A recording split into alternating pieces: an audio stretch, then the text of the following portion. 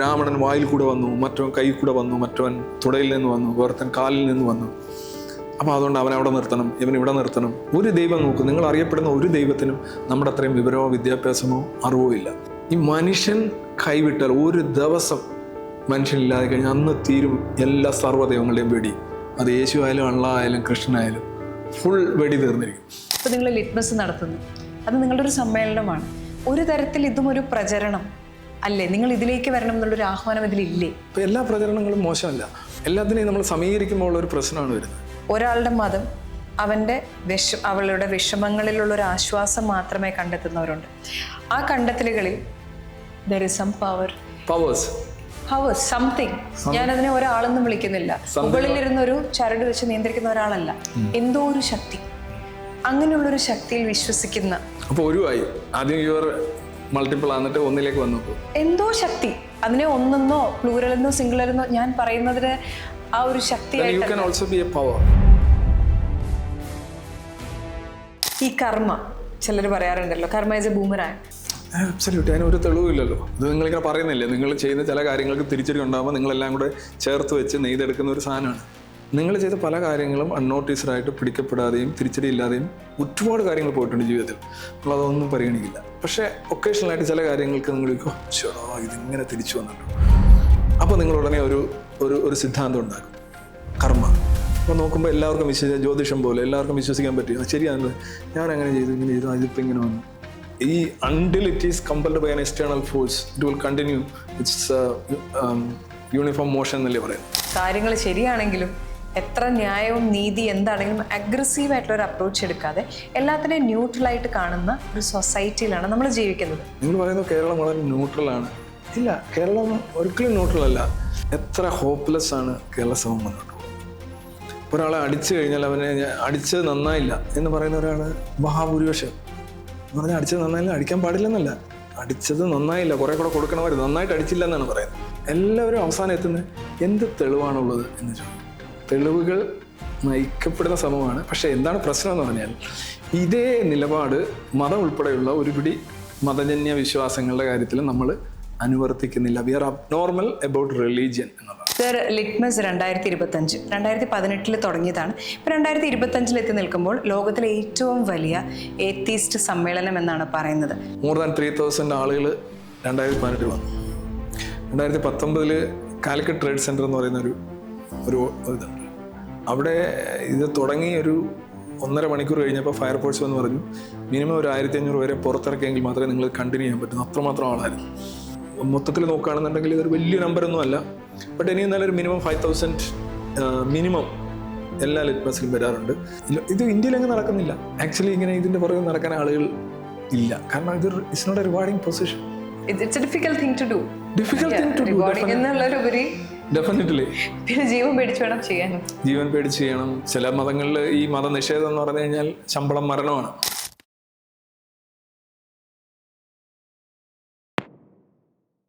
സമൂഹത്തിൽ മതം ഒരു പതിവും ദൈവം ഒരു പതിവായ ചിന്തയുമാകുമ്പോൾ അതിനെതിരെ ചിന്തിക്കുന്നവരെ, സംസാരിക്കുന്നവരെ, ആലോചിക്കുന്നവരെ നമ്മൾ യുക്തിവാദികൾ എന്ന് വിളിക്കും. ഇന്ന് നമുക്കൊപ്പമുള്ളത് ശ്രീ രവിചന്ദ്രനാണ്. അദ്ദേഹം അതിനെക്കുറിച്ച് ഒരുപാട് കാര്യങ്ങൾ പറയാനായിട്ടാണ് നമുക്കൊപ്പമുള്ളത്. സർ, സ്വാഗതം. സ്വാഗതം. സർ, ലിറ്റ്മസ് 2025 2018 തുടങ്ങിയതാണ്. ഇപ്പോൾ 2025 എത്തി നിൽക്കുമ്പോൾ ലോകത്തിലെ ഏറ്റവും വലിയ ഏത്തീസ്റ്റ് സമ്മേളനം എന്നാണ് പറയുന്നത്. തെളിവുകൾ സംസാരിക്കട്ടെ എന്നാണ് അതിൻ്റെ ടാഗ് ലൈൻ മാത്രമായിട്ട് പറയുന്നത്. പക്ഷേ ഞാൻ ചോദിക്കട്ടെ, തെളിവുകൾ കൊണ്ട് മാത്രം ജീവിക്കാനായി, തെളിവുകളുടെ അടിസ്ഥാനത്തിൽ മാത്രം മുന്നോട്ട് പോകാനായിട്ട് ഒരു സമൂഹത്തിന് നമുക്കെല്ലാവർക്കും സാധിക്കുമോ? Yes, of course V practice it. തെളിവുകൾ നയിക്കട്ടെ, ഇതാണ് നമ്മളുടെ ടാഗിലെ. ഉദാഹരണമായിട്ട് രേണു ഇവിടെ നിൽക്കുന്നു. രേണുവിൻ്റെ ഞാൻ പറയുന്നു, രേണു ആ കുട ഇനി തിരിച്ചു തരണം എന്ന് പറയുന്നു. അന്നേരം രേണു ചോദിക്കുന്നു ഏത് കുട? ഞാൻ പറഞ്ഞു നമ്മൾ കഴിഞ്ഞ പ്രാവശ്യം കണ്ടപ്പോൾ ഞാൻ ഏൽപ്പിച്ച കുട. കഴിഞ്ഞ പ്രാവശ്യം നമ്മൾ കണ്ടില്ലല്ലോ. അല്ല, ഞാൻ പറയും വെറുതെ തമാശ എടുക്കാതെ ആ കുട തന്നിട്ട് പോകും. അവസാനം നിങ്ങളൊരു ചോദ്യം ചോദിക്കും, ഫണ്ടമെൻ്റൽ ക്വസ്റ്റ്യനാണ്. നിങ്ങളെ ഞാൻ കുട വാങ്ങിച്ചു എന്നുള്ളതിന് എന്ത് തെളിവാണുള്ളത് എന്നൊരു ചോദ്യം ചോദിക്കും. We will come down to that question. Every walk of life everybody come down to that question. അതാണ് തെളിവുകൾ നയിക്കട്ടെ എന്ന് പറയുന്നത്. അത് വിശ്വാസിയും അവിശ്വാസിയും ഉസ്താദും പൂജാരിയും എല്ലാവരും അവസാനം എത്തുന്നത് എന്ത് തെളിവാണുള്ളത് എന്ന് ചോദിക്കും.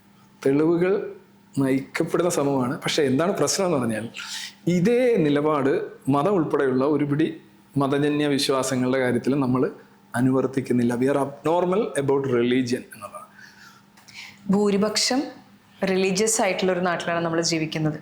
അങ്ങനെ ഭൂരിപക്ഷം റിലീജിയസ് ആകുന്ന വേളയിൽ താങ്കളിപ്പോൾ പറയുന്നൊരു തോട്ട് പോലും, അതായത് ഇതില്ല എന്ന് പറയുന്നത് പോലും വേറൊരു തോട്ടാണ്. അപ്പോൾ നമ്മളൊരു ഹാർമണിയിൽ ജീവിക്കുന്ന ഇന്ത്യ എന്ന് പറയുന്ന രാജ്യത്തിൻ്റെ ഏറ്റവും വലിയ പ്രത്യേകത എന്ന് പറയുന്നത് തന്നെ നമ്മൾ ആ ഒരു കൾച്ചറൽ ഡൈവേഴ്സിറ്റി, റിലീജിയനിലെല്ലാം നമ്മൾ ആ ഹാർമണിയിൽ ജീവിക്കുന്നു എന്നുള്ളതാണ്. അപ്പോൾ അവിടെ സാറി പറയുന്നൊരു തോട്ട് പോലും അതും അനിശ്ചിതത്വമല്ലേ? അത്തരമൊരു ചിന്ത പോലും ആളുകൾക്ക് കൊടുക്കുന്നത്. നിങ്ങൾ ഈ വർഗീയ ലഹളയിൽ പിറന്ന ഒരു രാജ്യമാണിത്. വിഭജനം എന്ന് പറയുന്നത് മതാടിസ്ഥാനത്തിൽ പരസ്പരം കൊന്നും കൊലവിളിച്ചും ഉണ്ടായതാണ്. അപ്പോൾ ഇവിടെ ഈ ഹാർമണി എന്ന് പറയുന്നത് ഒക്കേഷണലായിട്ട് ഹാർമണി ഉണ്ടാവും, കുറച്ച് കഴിഞ്ഞിട്ട് ലഹള ഉണ്ടാവും. ഇതായിരുന്നു നമ്മളുടെ ഒരു ചരിത്രം. ഇപ്പോൾ കുറവാണെന്നേ ഉള്ളൂ, കമ്പാരിറ്റീവ്ലി കുറവാണ്, പണ്ടത്തെ കണക്ക് അത്രയില്ല. അതൊന്നും നമുക്ക് അന്യമായ കാര്യമല്ല. അവിടെ നിന്ന് ഒരു വിരുദ്ധ ചിന്ത എന്ന് പറയുന്നത്, ഇപ്പം നാസ്തികത അല്ലെ നിരീശ്വരവാദം എന്ന് പറയുന്നത് ഒരിക്കലും ഈ ഹാർമണിയെ തകർക്കുന്നതല്ല, മറിച്ച് രണ്ടു കൂട്ടരോടും പറയുന്നത് നിങ്ങൾ എന്ത് അടിസ്ഥാനത്തിലാണോ നിങ്ങൾ വഴക്കുണ്ടാക്കിയത് ആ അടിസ്ഥാനം എന്ന് പറയുന്നത് ഈ ലഹരി ഉപയോഗിക്കാൻ പാടില്ല, മദ്യം പാടില്ല എന്നാണ് നമ്മൾ പറയുന്നത്. സാർ, ഇതിൽ ഞാനൊരു കാര്യം പറയട്ടെ. ഇപ്പം നമ്മൾ മതത്തെക്കുറിച്ച് പറയുമ്പോൾ സാർ ഈ പറഞ്ഞ വിഭജനം, അതുപോലെ മതത്തിൻ്റെ പ്രശ്നങ്ങൾ എല്ലാം പറയുന്നു.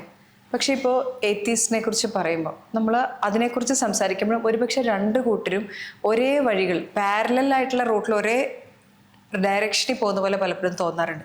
ഇങ്ങോട്ട് വഴക്കുണ്ടാക്കുന്നവന് തിരിച്ച് വഴക്കുണ്ടാക്കുക, ചീത്ത പറയുന്നവന് തിരിച്ച് ചീത്ത പറയുക. അതായത് ഒരു മോബ് സൈക്കോളജി രണ്ടിലുമുണ്ട് എന്നൊരു തോന്നൽ കണ്ടു നിൽക്കുന്നവർക്ക് ഉണ്ടാകുന്നു എന്ന് ഞാൻ പറഞ്ഞു. ഒന്നാമത് atheism is not a mob. ഇത് ഒരിക്കലും ഒരു മൈനോറിറ്റി പൊസിഷനാണ്. നിങ്ങൾ അത് ഒരു ക്രൗഡായിട്ട് ഇപ്പോൾ ഒരു ലിറ്റ്മസിൽ മേ ബി ആയിരക്കണക്കിന് ആളുകൾ പങ്കെടുക്കുന്നുണ്ട്. ഒരു പക്ഷേ ഇന്ത്യയിലോ ഒരുപക്ഷെ ലോകത്ത് തന്നെ എനിക്ക് തോന്നുന്നില്ല ഇത്രയധികം ആളുകൾ ഈ ഒരു വ്യൂ പോയിന്റുമായിട്ട് ഒരിടത്ത് വാർഷികമായിട്ട് അസംബിൾ ചെയ്ത് പരിപാടികളൊക്കെ ചെയ്യുന്നതായിട്ട് എനിക്കറിയില്ല. പക്ഷേ അതിനകത്ത് ഒരിക്കലും ഈ നിങ്ങൾ പറഞ്ഞ മോബ് ഉണ്ടാവില്ല. മോബ് എന്ന് പറഞ്ഞു കഴിഞ്ഞാൽ ബ്രെയിൻലെസ് ആണ്, അല്ലേ? ഒരു റിലീജിയസ് മോബിന് ഒരു ആക്രമണം നടത്താൻ സാധിക്കും, മറ്റൊരു റിലീജിയനെതിരെ ആക്രമണം നടത്താൻ കഴിയും. ഒരു എത്തീസ്റ്റിന് വേറൊരു മതത്തിൽപ്പെട്ട ആളെ കൊല്ലാനോ വെറുക്കാനോ ഒരു ഇൻഹറൻ്റ് ആയിട്ടുള്ള സോഫ്റ്റ്വെയർ എത്തീസത്തിലില്ല. എത്തീസം പറയുന്നത് you are all from Africa, we are equal in every sense. Gender difference ഉണ്ടാവാം, ജനറ്റിക് ഡിഫറൻസ് ഉണ്ടാവാം, but apart from that we are all equal എന്നാണ് പറയുന്നത്. അപ്പോൾ എങ്ങനെയാണ് എത്തീസത്തിൽ നിന്ന് നിങ്ങളൊരു മോബ് സൈക്കോളജി ഉണ്ടാക്കുന്നത്? യു ട്രസ്റ്റ് യുവർ സെൽഫ് എന്നാണ് പറയുന്നത്. You boss yourself. മതത്തിൽ അങ്ങനെയല്ല, നിങ്ങളല്ല ബോസ് ചെയ്യുന്നത്, അധികാര കേന്ദ്രം പുറത്താണ്. നിങ്ങൾക്ക് എങ്ങനെ ജീവിക്കണം എന്നുള്ള നിയമങ്ങൾ എഴുതി വെച്ചിട്ടുണ്ട്, വ്യക്തി നിയമങ്ങളുണ്ട്. നിങ്ങളെങ്ങനെ സ്വത്ത് കൊടുക്കണം, നിങ്ങളെങ്ങനെ വിവാഹം നടത്തണം. നിങ്ങൾക്ക് ബാഹ്യമായ ഒരു അധികാര കേന്ദ്രത്തിന് ദാസ്യപ്പെടലാണ് ഈ മതജീവിതം എന്ന് പറയുന്നത്. എത്തീസം അങ്ങനെയല്ല. അപ്പം atheism cannot create a mob. If a mob is created by so called atheism, it's not atheism actually. കാര്യം ക്രീഡ് വെച്ച് നോക്കുകയാണെന്നുണ്ടെങ്കിലോ തത്വം വെച്ച് നോക്കുകയാണെങ്കിലോ എത്തീസത്തിന് ഒരിക്കലും ഒരു ബ്രെയിൻലെസ് വയലൻറ്റ് മോബിനെ സൃഷ്ടിക്കാൻ സാധിക്കില്ല. ഈ മതങ്ങൾ തമ്മിലടിച്ചു, ഇത്ര പേർക്ക് പരിക്ക്, ഇത്ര പേർ മരിച്ചു, ലഹള എന്നൊക്കെ പറയുന്നുണ്ട്. നിങ്ങൾ എന്തെങ്കിലും കേട്ടിട്ടുണ്ടോ? എത്തീസ്റ്റുകളും അഗ്നോസ്റ്റുകളും തമ്മിലടിച്ചു, 5 മരണം, 8 പേർക്ക് പരിക്ക് എന്നൊരു വാർത്ത എവിടെയെങ്കിലും കണ്ടിട്ടുണ്ടോ? മതം എന്ന് പറയുന്നത് തുടങ്ങുന്ന ഒരു കാലഘട്ടത്തിൽ അവരത് പ്രചരിപ്പിക്കുകയാണ്. ഒരു ക്രിസ്ത്യൻ മതം എടുത്ത് കഴിയുകയാണെങ്കിൽ ഈശോയുടെ കാലം മുതൽ ഇങ്ങോട്ട് വരുന്നു, ജൂതന്മാർ പലതായി, ഇതിങ്ങനെ പ്രവാചകന്മാർ എല്ലാ സ്ഥലങ്ങളിലേക്കും പോകുന്നു, മതം പ്രചരിപ്പിക്കുന്നു. സോ നിങ്ങൾ പറയുന്നതനുസരിച്ചിട്ടാണെങ്കിൽ നമ്മൾ അതിന് പോകുന്നില്ല. നമ്മൾ ഈ മണ്ടൻ ചിന്താഗതികളിലൂടെ സംസാരിക്കേണ്ട, നടക്കണ്ട, ചെയ്യുന്നില്ല. നമ്മളൊരു മോബ് സൈക്കോളജിയിലേക്ക് പോകുന്നില്ല. പക്ഷേ എന്തിനാണപ്പം അത് ഇഷ്ടമുള്ളവർ പ്രാക്ടീസ് ചെയ്യട്ടെ. ഇപ്പം നിങ്ങൾ ലിറ്റ്മസ് നടത്തുന്നു, അത് നിങ്ങളുടെ ഒരു സമ്മേളനമാണ്. ഒരു തരത്തിൽ ഇതും ഒരു പ്രചരണം അല്ലേ? നിങ്ങൾ ഇതിലേക്ക് വരണം എന്നുള്ളൊരു ആഹ്വാനം ഇതിലില്ലേ? ചിന്തിക്കുക. നമ്മളിപ്പോൾ പുകവലി ഒരു കൂട്ടർ നടത്തുന്നു, പുതിയ പുതിയ ബ്രാൻഡ് കൊണ്ടുവരുന്നു, അത് പ്രചരിപ്പിക്കുന്നു, പുകവലി വ്യാപകമാണ്. നമ്മൾ പുകവലി പാടില്ല എന്ന് പറയുന്നു. അപ്പോൾ അത് ഒരാൾക്ക് വേണമെങ്കിൽ എൻ്റെ ഉള്ളിലിരുന്ന് ദിവസവും ടോയ്ലറ്റിൽ കയറിയിരുന്ന് പുകവലി പാടില്ല എന്ന് പറഞ്ഞാൽ പോരെ എന്ന് നമുക്കൊരു ചോദ്യം ചോദിക്കാം. അതോടൊപ്പം പുറത്ത് വന്നിട്ട് ഈ പുകവലിയുടെ ദൂഷ്യവശങ്ങൾ ഇങ്ങനെയൊക്കെയാണ്, അത് മറ്റുള്ളവർക്ക് ദോഷം ഉണ്ടാക്കുന്നുണ്ട്, സമൂഹത്തിനും രാജ്യത്തിനും ദോഷം ഉണ്ടാക്കുന്നുണ്ട്, വ്യക്തിത്വത്തിന് അൾട്ടർ ചെയ്യാൻ അതിന് കഴിയും, അവൻ്റെ ആരോഗ്യം ക്ഷയിപ്പിക്കും എന്നൊരു സെറ്റ് ഓഫ് ഐഡിയാസ് നമ്മൾ മുന്നോട്ട് വെച്ച് കഴിഞ്ഞാൽ അതിനെയും പ്രചരണം എന്ന് വിളിക്കാം. പക്ഷേ ഈ രണ്ട് പ്രചരണങ്ങളും തമ്മിൽ ക്വാളിറ്റേറ്റീവ് ഡിഫറൻസ് ഉണ്ട്. ഈ പുകവലിയെ സപ്പോർട്ട് ചെയ്ത് നടത്തുന്ന പ്രചരണത്തിലും, ബിക്കോസ് പുകവലി വ്യക്തിക്കും സമൂഹത്തിനും ദോഷകരമാണ്, മറ്റുള്ളവർക്കും ദോഷകരമാണ്. അപ്പം അതിനകത്തൊരു ഒരുപാട് അൺഎത്തിക്കലായിട്ടുള്ള ഹാംഫുൾ ആയിട്ടുള്ള ഒരുപാട് എലമെൻറ്റ്സ് ഉണ്ട്. അപ്പോൾ അതിനെതിരെ നമ്മൾ സംസാരിക്കുമ്പോൾ അത് കളക്റ്റീവായിട്ടോ ഇൻഡിവിജ്വലായിട്ടോ സംസാരിക്കുന്നെങ്കിൽ അത് സോഷ്യലി വാലിഡ് ആണെന്നാണ് എൻ്റെ ഒരു ധാരണ. അതിന് രണ്ടിനും പ്രചരണമാണെന്ന് ചോദിച്ചാൽ രണ്ടും അവർ പറയുന്നു പ്രചരണം, ഇതും പ്രചരണം. അപ്പോൾ എല്ലാ പ്രചരണങ്ങളും മോശമല്ല. എല്ലാത്തിനെയും നമ്മൾ സമീകരിക്കുമ്പോൾ ഉള്ളൊരു പ്രശ്നമാണ് വരുന്നത്. എല്ലാ പ്രചരണങ്ങളും മോശമല്ല, പക്ഷേ ഇപ്പോൾ ഉദാഹരണമായിട്ട് ജെൻഡർ ജസ്റ്റിസിനെ കുറിച്ച് ഒരാൾ സംസാരിക്കുന്നു, അല്ലെങ്കിൽ കുട്ടികൾക്ക് ലൈംഗിക വിദ്യാഭ്യാസം കൊടുക്കണം എന്ന് ഒരു ഇത് വരുന്നു. അപ്പോൾ നമ്മുടെ എഡ്യൂക്കേഷൻ പോലും ഒരു രീതിയിൽ പ്രചരണമല്ലേ? അവർ പഠിക്കേണ്ടുന്ന കാര്യങ്ങൾ നമ്മൾ നിരത്തി കൊടുക്കുകയല്ലേ ചെയ്യുന്നത്. അത് അവർക്ക് ആവശ്യമുള്ള ട്രാഫിക് റൂൾസിനെ കുറിച്ച് ട്രാഫിക് ബോധവൽക്കരണ വാരാചരണം, അതൊരു പ്രചരണമല്ലേ? Is it wrong actually? എങ്കിൽ ഞാനൊരു കാര്യം ചോദിക്കട്ടെ. ശരിയാണ്, നിങ്ങൾ പറയുന്നത് ശരിയാണ്. പുകവലിയെക്കുറിച്ച് പറഞ്ഞ് നമ്മൾ അതുമായിട്ട് കമ്പയർ ചെയ്യുകയാണെങ്കിൽ ശരിയാണ്. പക്ഷേ മിതവാദികൾ ഒരുപാടുണ്ട്, മിഡിൽ ഗ്രൗണ്ട് എടുക്കുന്നവരുണ്ട്. ഒരാളുടെ മതം അവളുടെ വിഷമങ്ങളിലുള്ളൊരു ആശ്വാസം മാത്രമേ കണ്ടെത്തുന്നവരുണ്ട്. ആ കണ്ടെത്തലുകളിൽ there is some power. ഒരു സമ്മാണോ ഇതുവരെ രാവിലെ തൊട്ട് വൈകുന്നേരം വരെ വൺ പവർ അല്ലെന്ന്. You are talking about some power. Singular or plural? Plural. Okay. Powers something. ഞാനതിനെ ഒരാളെന്നും വിളിക്കുന്നില്ല. മുകളിലിരുന്ന ഒരു ചരട് വെച്ച് നിയന്ത്രിക്കുന്ന ഒരാളല്ല, എന്തോ ഒരു ശക്തി. അങ്ങനെയുള്ളൊരു ശക്തിയിൽ വിശ്വസിക്കുന്ന. അപ്പോൾ ഒരുവായി ആദ്യം യുവർ മൾട്ടിപ്പിൾ ആന്നിട്ട് ഒന്നിലേക്ക് വന്നപ്പോൾ എന്തോ ശക്തി. അതിനെ ഒന്നെന്നോ പ്ലൂറലെന്നോ സിംഗുലറെന്നോ ഞാൻ പറയുന്നതിന് ആ ഒരു ശക്തി. ഓക്കെ, ഒരു പവറിൽ വിശ്വസിക്കുന്നു. അങ്ങനെ ഒരാള് അവന്റെ വിശ്വാസങ്ങളിൽ മുന്നോട്ട് പോകുന്ന ആരും ഉപദ്രവിക്കുന്നില്ല. അവന്റെ ഇതിൽ മാത്രം വിശ്വസിക്കുന്ന ആ ഒരു ചിന്താഗതി, അതിലെന്താണ് തെറ്റ്? Actually U believe in one power, that is your self.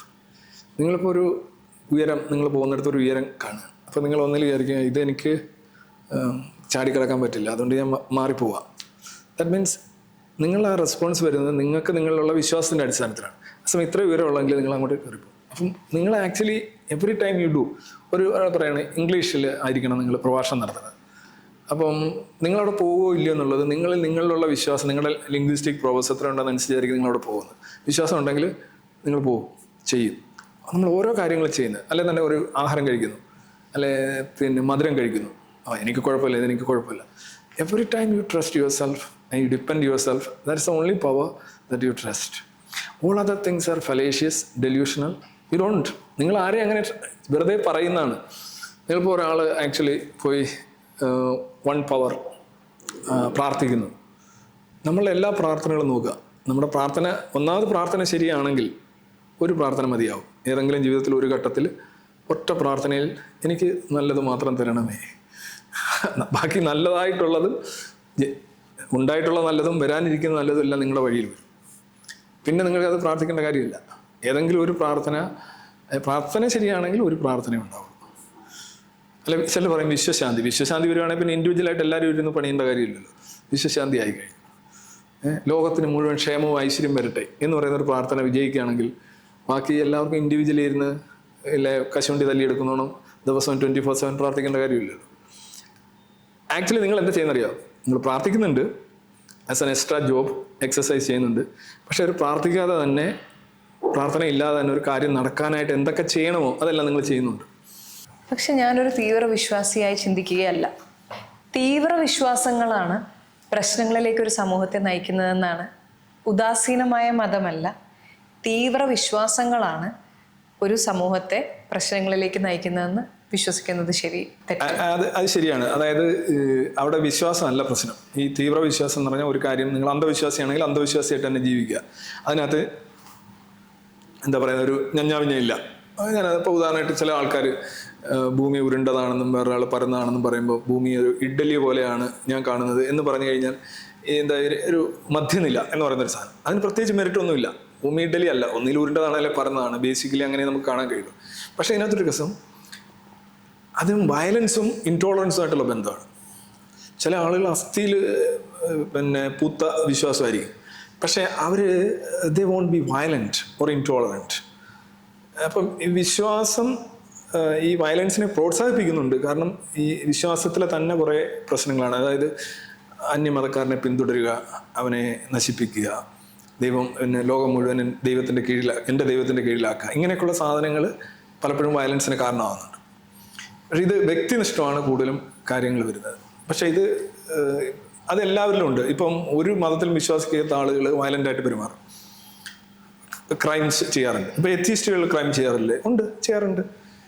ഈ വിശ്വാസി ഇപ്പോൾ കേരളത്തിലെടുത്ത് നോക്കുകയാണെങ്കിൽ കൂടുതൽ കള്ളന്മാരും ക്രിമിനലുകളും റേപ്പിസ്റ്റുകളും ഉള്ളത് വിശ്വാസികളുടെ കൂട്ടത്തിലാണ്. കാരണം അവരാണ് കൂടുതൽ. ജയിലുകളിൽ ചെന്ന് കഴിഞ്ഞാൽ വിശ്വാസികളെ കാണാൻ കഴിയും, കാരണം അവരാണ് കൂടുതൽ. എത്തിയിസ്റ്റുകൾ വളരെ വളരെ കുറവായിരിക്കും, കാര്യം അവർ വളരെ കുറവാണ്, എണ്ണത്തിൽ കുറവാണ്. ആ ഒരു വ്യത്യാസമേ ഉള്ളൂ.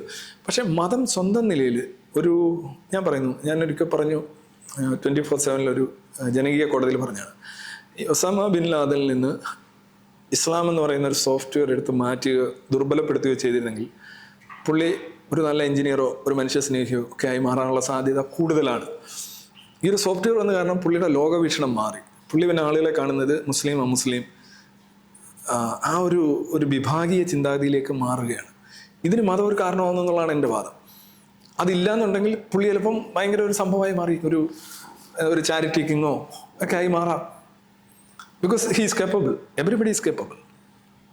മതം എന്ന് പറയുന്ന ഒരു പ്രശ്നമില്ലാതെ നമ്മൾ ജീവിക്കുകയാണെങ്കിൽ, അതായത് ലോകത്തിൽ നിന്ന് മതം എടുത്തു മാറ്റുക, സയൻറ്റിഫിക് ആയിട്ടുള്ള തെളിവുകളുടെ അടിസ്ഥാനത്തിൽ മാത്രം ജീവിക്കുക, അങ്ങനെയാണെങ്കിൽ ഈ ലോകം ഒരു ബെറ്റർ പ്ലേസ് ആകുമെന്നാണ് താങ്കൾ പറയുന്നത്? മതം എടുത്ത് മാറ്റിക്കഴിഞ്ഞാൽ, ഇപ്പോൾ ഉദാഹരണമായിട്ട് മതം വ്യവസ്ഥാപിതമായ മതങ്ങൾ വന്നിട്ട് ഒരു 10,000-2000 വർഷമൊക്കെ ആയിട്ടുണ്ടാവുള്ളൂ. ഇപ്പോൾ ഈ 2000 വർഷങ്ങൾക്ക് മുമ്പിൽ മനുഷ്യർ തമ്മിൽ ഭിന്നതകളും സംഘർഷങ്ങളും ഹത്യകളും ഒക്കെ ഉണ്ട്. അതിന് വേറെ കാരണങ്ങളാണ്. അടിസ്ഥാനപരമായിട്ട് ഞാൻ പറയുന്നത്, ഈ മതം അങ്ങോട്ട് പോയി കഴിയുമ്പോൾ ഇതെല്ലാം ഇല്ലാതാവുമെന്നല്ല, മറിച്ച് ഈ മതം തന്നെ വയലൻസിനെ പ്രോത്സാഹിപ്പിക്കുന്നുണ്ട്.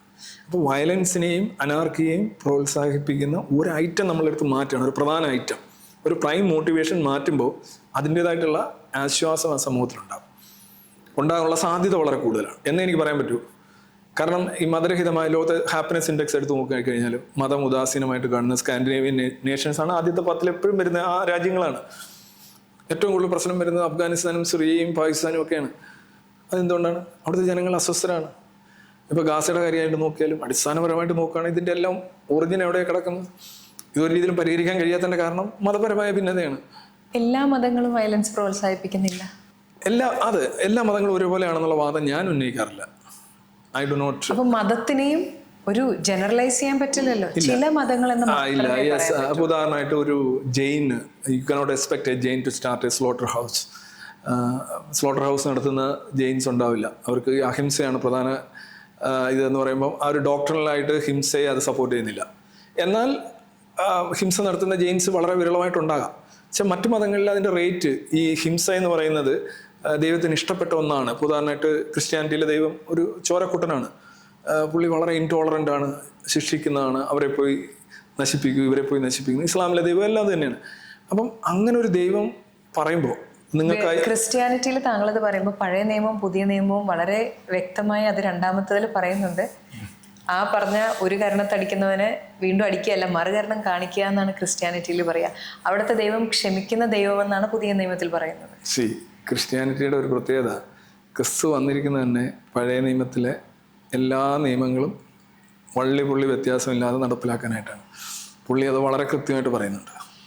പക്ഷേ നമ്മളുടെ മതം അത്ര പുരോഗമനം അല്ല എന്ന് മനസ്സിലാക്കുന്ന ചില ക്രിസ്ത്യൻസ് പഴയ നിയമത്തെ തള്ളിക്കൊണ്ട് പുതിയ നിയമം മാത്രം വെച്ച് സംസാരിക്കാമോ എന്ന് ചോദിക്കാറുണ്ട്. ബട്ട് ആക്ച്വലി പുതിയ നിയമം വെച്ച് മാത്രം നമുക്ക് ക്രിസ്ത്യാനിറ്റി ഡിഫൈൻ ചെയ്യാനേ സാധിക്കില്ല. ക്രിസ്തു എന്ന് പറയുന്ന ഒരു ജൂതനാണ്. ക്രിസ്തുവിൻ്റെ അസ്തിത്വം, ആ കഥയുടെ അസ്തിത്വം എല്ലാം നോക്കിക്കഴിഞ്ഞാൽ അത് പഴയ നിയമത്തിലാണ് കിടക്കുന്നത്. ക്രിസ്തു പറയുന്നത് ഞാൻ വന്നിരിക്കുന്നത് എന്തിനാണ്? എനിക്ക് മുന്നേ ആളുകൾ വന്നിരിക്കുന്നു, ഞാൻ വന്നിരിക്കുന്നു, പിതാവ്, പുത്രൻ, അത് ഇത് മറ്റേത്, സബാത്ത്. ഈ സബാത്തൊക്കെ എന്താണ്? ഇറ്റ് ബിലോങ്സ് ടു പഴയ നിയമം. ഈ പഴയ നിയമം ഇല്ലാതെ നിങ്ങൾ പുതിയ നിയമം വെച്ച് പരീക്ഷ എഴുതാൻ പറ്റത്തില്ല. You would love to do that. പക്ഷേ ക്രിസ്തു സമ്മതിക്കത്തില്ല. He was a Jew and he lived as a Jew and he died as a Jew. കഥ ഞാൻ പറഞ്ഞത്, ഞാനിങ്ങനെ ക്രിസ്തു ജീവിച്ചു മരിച്ചൊന്നുമല്ല, കഥ അനുസരിച്ച് അങ്ങനെ വരുള്ളൂ. അങ്ങനെയുള്ളൂ. ഇത് ഇപ്പം നമ്മൾ ഒരു വീട്ടിൽ ജനിക്കുമ്പോൾ അതായത് ശിഷ്യന്മാരെല്ലാം ജൂതന്മാരായിരുന്നു. ആ 12 ശിഷ്യന്മാരും ജൂതന്മാരായിരുന്നു. നമ്മളൊരു വീട്ടിൽ ജനിക്കുമ്പോൾ തന്നെ നമ്മളൊരു കൺഫേമിറ്റിയിലേക്ക് അല്ലെങ്കിൽ പറയുകയാണ്, ഒരു ക്രിസ്ത്യൻ വീട്ടിൽ ജനിക്കുന്ന ഞാനൊരു ക്രിസ്ത്യാനിയായി മാറുന്നു, സാറ് ജനിക്കുന്ന വീടിൻ്റെ മതം സാറിന് കിട്ടുകയാണ്. അങ്ങനെയാണ് ചെറുപ്പം തൊട്ട് നമ്മളെ വളർത്തുന്നത്. ഒരു ഏത്തീസ്റ്റ് ഏത് പോയിന്റിലാണ് അയാൾ തിരിച്ചറിയുന്നത്, അല്ലെങ്കിൽ അയാൾ ഒരു ഐഡന്റിറ്റി ഉണ്ടാക്കുന്നത് ഞാൻ ഇന്നയാളല്ല? ആ സാറിൻ്റെ കേസിൽ ഏത് പോയിന്റിലാണ് ആ തിരിച്ചറിവും ആ യാത്രയും, തിരിച്ചറിവ് വരുന്നതും ആ യാത്ര തുടങ്ങുന്നതും? എപ്പോഴാണ് മനസ്സിലാവുന്നത്? There is no time point actually. Like മാറി തലേ തേങ്ങ വീണു. Is it you or ഒരു വേറെ ഇൻഫ്ലുവൻസ് ഉണ്ടോ എന്നുള്ളതാണ് എൻ്റെ ചോദ്യം. അതിൻ്റെ ഒരു പ്രത്യേകത ഈ ഒരു ടൈം പോയിന്റ് ചോദിക്കുന്ന തന്നെ പലരും വിശ്വാസിയാവുന്നു. ചിലപ്പോൾ ഞാൻ മകൻ മരിച്ചതിന് ശേഷം ഞാനൊരു വിശ്വാസിയായി മാറി, വാർദ്ധക്യമായതിനു ശേഷം വിശ്വാസിയായി മാറി, ആ ഒരു അപകടത്തിന് ശേഷം ഞാൻ വിശ്വാസിയായി മാറി, ഇങ്ങനെയൊക്കെ വിശ്വാസത്തിൻ്റെ കാര്യത്തിൽ പറയാം. ബട്ട് ആക്ച്വലി എത്തിസം എന്ന് പറഞ്ഞു കഴിഞ്ഞാൽ ഒരു സ്വയം രചനയാണ്, അതൊരു കോമ്പസിഷനാണ്, അതൊരു ഇമ്പോസിഷൻ അല്ല. ഇത് നമ്മളോട് തന്നെ ചോദിക്കുന്ന ചില ചോദ്യങ്ങളും അതിന് നമ്മൾ കണ്ടെത്തുന്ന ചില ഉത്തരങ്ങളുടെ ഒരു പരമ്പരയായിട്ട് it's an evolution, not an explosive change. I cannot, or nobody can say a single point, a point in time. You cannot say. It's a gradual thing. ഓരോരോ കാര്യങ്ങളും നിങ്ങൾക്ക് വണ്ണം വെക്കുന്നത് എന്നോട്ടാണ് നിങ്ങൾ വണ്ണം വെച്ച് തുടങ്ങിയെന്ന് ഒരാളോട് ചോദിക്കുകയാണ്. അത് എനിക്ക് പണ്ട് വണ്ണമില്ലായിരുന്നു, ഇപ്പം നല്ല വണ്ണമുണ്ട് എന്ന് തൊട്ടാണ് എന്ന് ചോദിച്ചു കഴിഞ്ഞാൽ അങ്ങനെ ഒരു പോയിന്റ് ഇല്ല. ഇതിനിടയിൽ ഞാൻ വണ്ണം കുറച്ചിരുന്നു, പിന്നെ കൂടി, പിന്നെ എക്സസൈസ് ചെയ്തു, ഇപ്പം എന്തായാലും ഇത്രയുണ്ട്. അപ്പം യു കനോട്ട് സേ എന്ന് മുതൽ ഒരു പോയിന്റ് പറയാൻ പറ്റില്ല. പക്ഷേ അതൊരു ഗ്രാജുവലായിട്ട് you have hand shake with different ideas and points then you normally reach there. റിലീജിയന് ഒരു അപ്പർ ഹാൻഡുള്ള സൊസൈറ്റിയിലാണ് നമ്മൾ ജീവിക്കുക. ഇപ്പോൾ ഭൂരിപക്ഷം ആളുകളും റിലീജിയസ് ആയിട്ട് പോകുന്നതാണ്. ഇപ്പോൾ ഒരു വീടെടുത്താൽ പോലും അതിൽ ഒരാൾക്ക് വിശ്വാസമില്ലെങ്കിലും മറ്റുള്ളവരെല്ലാം വിശ്വാസികളായിരിക്കും. ഈ ഒരു സമൂഹത്തിൽ താങ്കളൊരു എത്തിയിസ്റ്റാന്നുള്ളത് ഈ ഒരു ഓഫൻ ആസ്ക്ഡ് ക്വസ്റ്റ്യൻ ആയിരിക്കാം, വൈ എന്നുള്ളൊരു ചോദ്യം, പിന്നെ അതിനെ ചുറ്റിപ്പറ്റിയുള്ള വേറൊരു 100 ചോദ്യങ്ങളും. അപ്പോൾ ഹൗ ഈസി ഇസ് ഇറ്റ്? അത്തരം ചോദ്യങ്ങളാണ്. It's not easy, goes without saying it's not easy. പക്ഷേ നമ്മൾ ഈ എസൻസ് ഒക്കെ പറയുന്ന ഒരു കാര്യം എന്ന് വെച്ച് കഴിഞ്ഞാൽ സമൂഹത്തിൻ്റെ ചിന്താരീതി ശാസ്ത്രത്തിൻ്റെ രീതിശാസ്ത്രമായിട്ട് കഴിയുന്നത്ര താരതമ്യത്തിലേക്ക് കൊണ്ടുപോകുക. ഫാക്റ്റ്, എവിഡൻസ്, ഹ്യൂമനിസം, ഇതെല്ലാം കോറിലേറ്റഡ് ആയിട്ടുള്ള കാര്യങ്ങളാണ്. അപ്പോൾ ആ രീതിയിലേക്ക് കൊണ്ടുവരിക എന്ന് പറയുമ്പോൾ ഒരിക്കലും അതൊരു ഈസി അല്ല, റിവാർഡിങ് അല്ല. അതാണ് ഏറ്റവും വലിയ പ്രശ്നം. നമ്മൾ എന്ത് കാര്യം ചെയ്യുമ്പോഴും നമുക്ക് എന്ത് കിട്ടും എന്നാണ് നമ്മൾ നോക്കുന്നത്. എത്തിസം ബേസിക്കലി അതിനകത്ത് ഭയങ്കര ഒരു ലോകം. അതുകൊണ്ടാണ് ഈ പുറത്ത് നമ്മൾ ആയിരക്കണക്കിനെന്നല്ല ലക്ഷക്കണക്കിന് ആളുകളുണ്ടാവും റിലീജിയസ് ആയിട്ട് ഡൗട്ട്സ് ഉള്ളവർ. ഈവൻ പിന്നെ ഏത്തീസ്റ്റുകളായിട്ട് കേരളത്തിൽ തന്നെ ഒരു 10% ഉണ്ടെന്ന് പറഞ്ഞാൽ തന്നെ ഒരു 30 ലക്ഷം ആളുകളുണ്ടാവും. 10% എന്ന് പറഞ്ഞാൽ 10% എന്തായാലും ഉണ്ടാവുമല്ലോ. ഏതൊരു പോപ്പുലേഷനിലും ഒരു 10% അവിശ്വാസികളുണ്ടാവും. അതൊരു ഡിഫോൾട്ടാണ്. അങ്ങനെ തന്നെ കേരളത്തിൽ 30 ലക്ഷം പേരുണ്ടാവണം. എവിടെ 30 ലക്ഷം പോയിട്ട് 30,000 പേരെ പോലും നമ്മൾ കാണുന്നില്ല. സോ അതിൻ്റെ കാര്യം എന്ന് വെച്ചാൽ ഇറ്റ്സ് നോട്ട് ഈസി. ഇതൊരു മൈനോറിറ്റി പൊസിഷനാണ്. നമ്മൾ മെജോറിറ്റിയുടെ ഒരു ഡിക്റ്റേറ്റർഷിപ്പാണ് മൊത്തത്തിൽ കാണുന്നത്. അപ്പോൾ സ്വാഭാവികമായിട്ട് ഒരു ഞെരുക്കം ഉണ്ടാവും. നിങ്ങൾക്കൊരു എത്തിയിസ്റ്റായിട്ട് ഉള്ളിൽ എത്തിയിസ്റ്റ് ആവുന്നതും പരസ്യ ജീവിതം വലിയ ബുദ്ധിമുട്ടാണ്. അതിൽ വ്യത്യാസമുണ്ട്. പരസ്യ ജീവിതമാകുമ്പോൾ ഐ തിങ്ക് നിങ്ങൾ തന്നെ ആദ്യം നിങ്ങളെ വേറെ ആരും നിങ്ങളുടെ ഡിപ്പെൻഡൻസ് കുറയുകയാണ്. നിങ്ങൾ സാമ്പത്തികമായിട്ടും ഒക്കെ ഒരുമാതിരി ഞാൻ പണ്ട് മലപ്പുറത്തൊരു പ്രസംഗത്തിൽ പറഞ്ഞോണം, എത്തിയിസ്റ്റ് ആവണമെങ്കിൽ ജോർജ് കുട്ടി കൈ വേണം എന്ന് പറഞ്ഞു. അല്ലെങ്കിൽ വളരെ ബുദ്ധിമുട്ടാണ്. നിങ്ങൾ ഇപ്പോൾ ഒരു കട നടത്തുകയാണെങ്കിൽ നിങ്ങളുടെ കടയിലേക്ക് ആളുകൾ വരാതാവും. നിങ്ങൾ കടയിൽ നിൽക്കുകയാണെങ്കിൽ നിങ്ങളെ ഫയർ ചെയ്യപ്പെടും. നിങ്ങളെ അങ്ങോട്ട് മാറ്റും. നിങ്ങളൊരു എഴുത്തുകാരനാണെങ്കിൽ നിങ്ങൾക്ക് ചിലപ്പോൾ സാധ്യതകൾ പോകും, നിങ്ങളെ വിളിക്കാതാവും. ഈ മതം അങ്ങനെയാണ്. മതം ഈ ഊരുവിലക്കിലും ക്യാൻസലേഷനകത്തും ബഹിഷ്കരണത്തിലും ഒക്കെ വിശ്വസിക്കുന്ന ഒരു സ്ഥാപനമാണ്. മതവും മതാത്മകമായ പാർട്ടികളും എല്ലാം അങ്ങനെ തന്നെയാണ്. അവർ മാറ്റി മാറ്റി നിർത്തിക്കൊണ്ടിരിക്കും സൈഡിലോട്ട്. അതിനൊക്കെ if you are willing, I think you can fight from the corner. ഇപ്പം ഞാൻ കേരളം മാത്രം എടുക്കുകയാണ്. ന്യൂട്രലായിട്ട് കാര്യങ്ങളെ അപ്രോച്ച് ചെയ്യാൻ ഇഷ്ടപ്പെടുന്ന ഒരു സമൂഹമാണ് നമ്മുടേത്. അതിപ്പം കാര്യങ്ങൾ ശരിയാണെങ്കിലും എത്ര ന്യായവും നീതി എന്താണെങ്കിലും അഗ്രസീവായിട്ടുള്ള ഒരു അപ്രോച്ച് എടുക്കാതെ എല്ലാത്തിനെയും ന്യൂട്രലായിട്ട് കാണുന്ന ഒരു സൊസൈറ്റിയിലാണ് നമ്മൾ ജീവിക്കുന്നത്. അപ്പം ഈ ഒരു അപ്രോച്ച് എന്ന് പറയുമ്പോൾ ഒരു ഏത്തീസ്റ്റിന് ഇപ്പോൾ ഇതുപോലെ ലിറ്റ്മസ് പോലെ വലിയ പരിപാടികൾ വരുന്നു.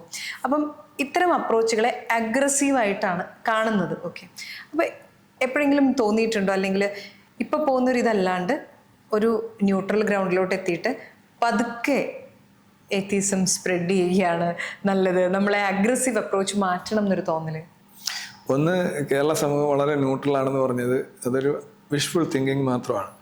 Keralam is hopelessly divided and very hyper emotional and നിങ്ങൾ സോഷ്യൽ മീഡിയ മാത്രം നോക്കിയാൽ എത്ര ഹോപ്പ്ലെസ് ആണ് കേരള സമൂഹം മുന്നോട്ട് പോകുന്നത്. ഒരാളെ അടിച്ചു കഴിഞ്ഞാൽ അവനെ അടിച്ചത് നന്നായില്ല എന്ന് പറയുന്ന ഒരാൾ മഹാഭൂരിപക്ഷം എന്ന് പറഞ്ഞാൽ അടിച്ചത് നന്നായില്ല, അടിക്കാൻ പാടില്ലെന്നല്ല, അടിച്ചത് നന്നായില്ല, കുറെ കൂടെ കൊടുക്കണമായിരുന്നു, നന്നായിട്ട് അടിച്ചില്ല എന്നാണ് പറയുന്നത്. ഈ കമൻറ്റുകൾക്കാണ് 18K 25K ലൈക്ക് വരുന്നത്. നിങ്ങൾ പറയുന്നത് കേരളം വളരെ ന്യൂട്രലാണ്. ഇല്ല, കേരളം ഒരിക്കലും ന്യൂട്രൽ അല്ല. പിന്നെ ഒരു എത്തീസ്റ്റ് സമ്മേളനം നടത്തുമ്പോൾ അതിനകത്ത് അഗ്രസീവ്നെസ്. എന്താണ് ഈ അഗ്രസീവ്നെസ്? അതായത് നിങ്ങളൊരു ഇതിലല്ല പോകുന്നത്, വേണമെങ്കിൽ നിങ്ങൾ കേൾക്കൂ, വേണ്ടെങ്കിൽ ഞങ്ങളിത് നിങ്ങൾ നടത്താതെ വീട്ടിലിരുന്ന ബാത്റൂമിലിരുന്ന് നേരത്തെ പറഞ്ഞ പോലെ ഇങ്ങനെ ഇങ്ങനെ ഇങ്ങനെയെന്നല്ല ചെയ്യുന്നത്. സോ നിങ്ങൾ മതം പോലെ തന്നെ ഇത് പ്രചരിപ്പിക്കുന്നുണ്ട്. ആദ്യം തന്നെ രേണു പറഞ്ഞു പ്രചരണങ്ങളെല്ലാം ഒരേപോലെ അല്ലാന്ന് നമ്മൾ അന്ന് പറഞ്ഞു. മതം പോലെ പ്രചരിപ്പിക്കാൻ കഴിയും, മതം പോലെ ഒരിക്കലും നിങ്ങൾക്ക് സ്വതന്ത്ര ചിന്തയോ സയൻസോ എത്തീസോ പ്രചരിപ്പിക്കാൻ കഴിയില്ല. ഒന്ന്, ബട്ട് ഞാൻ പറഞ്ഞല്ലോ, ഈ മതം ഉണ്ടാക്കുന്ന കേടുകൾ, ഹാംസിനെതിരെയുള്ള പ്രചരണമാണ്. അതും ഒരു പ്രചരണമാണ്. രണ്ടും പ്രചരണത്തിന് എന്താ കുഴപ്പം? ഇപ്പൊ ഉദാഹരണമായിട്ട് നിങ്ങൾക്കൊരു കാര്യം പ്രചരിപ്പിക്കണം, അതൊരു നല്ല കാര്യമാണ്. ഞാൻ പറഞ്ഞില്ല, എഡ്യൂക്കേഷൻ പോലും ഒരർത്ഥത്തിൽ പ്രചരണമാണ്, ലാംഗ്വേജ് പോലും പ്രചരണമാണ്. നിങ്ങൾ അടുത്ത തലമുറയ്ക്ക് കൈമാറി കൊടുക്കുകയാണ്. അത് നമ്മുടെ വീട്ടിൽ നടത്തുന്ന ഒരു പ്രചരണമാണ്. ഈ പ്രചരണത്തിന്റെ എസെൻസ് എന്ന് പറഞ്ഞു കഴിഞ്ഞാൽ ഷെയറിംഗ് ആണ്. Sharing something that you know to other people ആണ്, അല്ലേ? അത് എസെൻഷ്യലി അത് റോങ് ആയിട്ടുള്ളൊരു സാധനമല്ല. ഇതിങ്ങനെയാണ്. ഇപ്പോൾ ഉദാഹരണം, എന്താണ് മതത്തിൽ നിന്ന് മോചിതമായുള്ള ഗുണം? Your time, your energy, your money, you can save both. പിന്നെ നിങ്ങൾക്ക് ഈ ഭിന്നചിന്ത, ഭേദചിന്ത, അവൻ വേറെ ആളാണ്, അവൻ മറ്റേതാണ് എന്നുള്ളൊരു സാധനം നിങ്ങൾക്ക് ഇല്ലാതാവും. കാരണം നമ്മളെല്ലാം ഒരു സ്പീഷീസ് ബോധത്തിലേക്കാണ് നിന്നെ പോകുന്നത്. അങ്ങനെ നമുക്കങ്ങനെ ഇതൊക്കെ നമ്മൾ ഉണ്ടാക്കിയതാണ്. ഇപ്പോൾ ജാതി എന്ന് പറയുന്നത് ബേസിക്കലി ഒരു സൂപ്പർസ്റ്റിഷനാണ്. അതിന് ജനറ്റിക്കായിട്ടോ ബയോളജിക്കലായിട്ടോ യാതൊരു അടിസ്ഥാനവും ഇല്ല. ഇത് പറഞ്ഞ് ഉണ്ടാക്കി, പറഞ്ഞ് പ്രചരിപ്പിച്ച്, പറഞ്ഞ് കൊളുത്തി കത്തിച്ച് നിർത്തുന്ന ഒരു സാധനമാണ്. ഇപ്പോൾ നിങ്ങൾക്ക് വേണമെങ്കിൽ നിങ്ങളുടെ മതത്തിലോ ജാതിയിലോ പെട്ട അല്ലാത്ത ഒരാളെയോ വേറൊരു ഫോറിനറെയോ അവിടെ കൂടെ ജീവിക്കാം. സെയിം റിസൾട്ട്സ് ആയിരിക്കും സമ്മാട്ട്. പണ്ട് മരണനിരക്ക് നിങ്ങൾക്കറിയാം. ഞാനൊരു സ്റ്റാറ്റ്സ് പറയുകയാണെന്നുണ്ടെങ്കിൽ 1956 കേരളപ്പിറവി സമയത്ത് ഈ കുട്ടികളുടെ മരണം ഏതാണ്ട് 4/1 കുട്ടികൾ, കേരളത്തിൽ ഉണ്ടാകുന്ന കുട്ടികൾ മരിച്ചുകൊണ്ടിരിക്കുകയാണ്. ഇപ്പോൾ അതത്ര 8 ആണ് 1000. 8-നും 9-നും ഇടയ്ക്ക് നിൽക്കുന്നത്. അപ്പോൾ എത്ര കുട്ടികൾ ഇപ്പം ജനിക്കുന്നുണ്ട്? അന്ന് എത്രയോ കുട്ടികളുടെ എന്താ പറയുക ജനനം ഇല്ലാതായി. 1901-നും 11-നും ഇടയ്ക്കുള്ള ഒരു സമയത്ത് തിരുവിതാംകൂറിൽ ലൈഫ് എക്സ്പെക്റ്റൻസിയുടെ ഒരു കണക്ക് ഇപ്പോഴും യൂട്യൂബിലും ഗൂഗിളിലും കിടപ്പുണ്ട്. 25 വയസ്സാണ് തിരുവിതാംകൂറിലെ ഒരു ശരാശരി പുരുഷന്റെ. ഇന്നത് 76-78 സ്ത്രീകളുടെ 1 വർഷം കൂടെ അധികമാണ്. ഇതെങ്ങനെയുണ്ടായത്? സയൻസ്, ടെക്നോളജി, മെഡിസിൻ, വാക്സിനേഷൻ, ഇത് ഒരുപാട് മാറ്റങ്ങളുണ്ടായി. ഇതിനെല്ലാം ബ്ലോക്ക് ചെയ്യുന്ന ഒരു സ്ഥാപനമായിട്ടാണ് മതക്കാലത്ത് നിലകൊണ്ടിട്ടുള്ളത്. അവിടെയും ഉദാസീനമായ മതം ഫോളോ ചെയ്യുന്ന ഒരാൾ, അയാൾ അതിനെ ബ്ലോക്ക് ചെയ്യുമെന്ന് എനിക്ക് തോന്നുന്നില്ല. ഉദാസീനമായ മതം എനിക്ക് എപ്പോഴും ഓർമ്മ വരുന്നത്, ചിലർ മദ്യപിച്ചിട്ട് അക്രമം ഉണ്ടാക്കും, ചിലർ മദ്യപിച്ചിട്ട് പോയി കിടന്നുറങ്ങും. രണ്ടുപേരുടെയും കരൾ തകർന്നുകൊണ്ടേയിരിക്കും. അതിലൊരെണ്ണം കുറവാണെന്ന് മാത്രമാണ്. അക്രമം കുറവാണ്. ചിലത് വെള്ളം അടിച്ചു കഴിഞ്ഞാൽ ഭയങ്കര ഓരൊന്നുമില്ല, പോയി സൈലന്റ് ആയിട്ട് പോയി. പക്ഷെ അവരുടെ കയ്യിൽ നിന്ന് കീശയിൽ നിന്ന് പൈസയും പോവും. അവരുടെ ഭാര്യയ്ക്കോ മക്കൾക്കോ മാതാപിതാക്കൾക്കോ കിട്ടുന്ന ഒരു മുഴം തുണി, അല്ലെങ്കിൽ ഒരു നേരത്തെ ആഹാരം, അല്ലെങ്കിൽ ഒരു ഔൺസ് ഔഷധം, അതാണ് ഈ മദ്യമായിട്ട് മാറുന്നത്. ഒരുത്തൻ പോയിട്ട് അടിച്ചിട്ട് പോയി കിടന്ന് ഉറങ്ങും, മറ്റവൻ പോയി കിടന്ന് ഓരുണ്ടാക്കും. ഈ അടിച്ചിട്ട് ഉറങ്ങുന്നവണ്ടിരിക്കുക മറ്റവൻ ചോദിക്കും, നീ ഇത് കിടന്ന് ഉറങ്ങാനാണെങ്കിൽ പിന്നെ എന്തിനാണ് അടിക്കുന്നതെന്ന് ചോദിക്കും. ഞാൻ ചോദിക്കട്ടെ, ഈ കർമ്മ ചിലർ പറയാറുണ്ടല്ലോ, കർമ്മ ഈസ് എ ബൂമറാങ്, കൊടുത്താൽ കൊല്ലത്തും കിട്ടും, നമ്മൾ എന്ത് പോകുന്നോ അതിങ്ങനെ 8-ന്റെ പണി പോലെ വന്നുകൊണ്ടിരിക്കുന്നു, അങ്ങനത്തെ ഒരു വിശ്വാസമുണ്ടോ? അബ്സല്യൂട്ട്. അതിനൊരു തെളിവില്ലല്ലോ. ഇത് നിങ്ങളിങ്ങനെ പറയുന്നില്ലേ, നിങ്ങൾ ചെയ്യുന്ന ചില കാര്യങ്ങൾക്ക് തിരിച്ചടി ഉണ്ടാകുമ്പോൾ നിങ്ങളെല്ലാം കൂടെ ചേർത്ത് വെച്ച് നെയ്തെടുക്കുന്ന ഒരു സാധനമാണ്. നിങ്ങൾ ചെയ്ത എത്ര കാര്യത്തിന് നിങ്ങൾക്ക് കൃത്യമായിട്ട് തിരിച്ചടി ഉണ്ടായിട്ടുണ്ട്? You only remember the hits. You never remember the miss. നിങ്ങൾ ചെയ്ത പല കാര്യങ്ങളും അൺനോട്ടീസ്ഡായിട്ട് പിടിക്കപ്പെടാതെയും തിരിച്ചടി ഇല്ലാതെയും ഒരുപാട് കാര്യങ്ങൾ പോയിട്ടുണ്ട് ജീവിതത്തിൽ. നമ്മളതൊന്നും പരിഗണിക്കില്ല. പക്ഷേ ഒക്കേഷണലായിട്ട് ചില കാര്യങ്ങൾക്ക് നിങ്ങൾ ചേടാ ഇതിങ്ങനെ തിരിച്ചു വന്നല്ലോ. അപ്പോൾ നിങ്ങൾ ഉടനെ ഒരു സിദ്ധാന്തം ഉണ്ടാക്കും, കർമ്മ.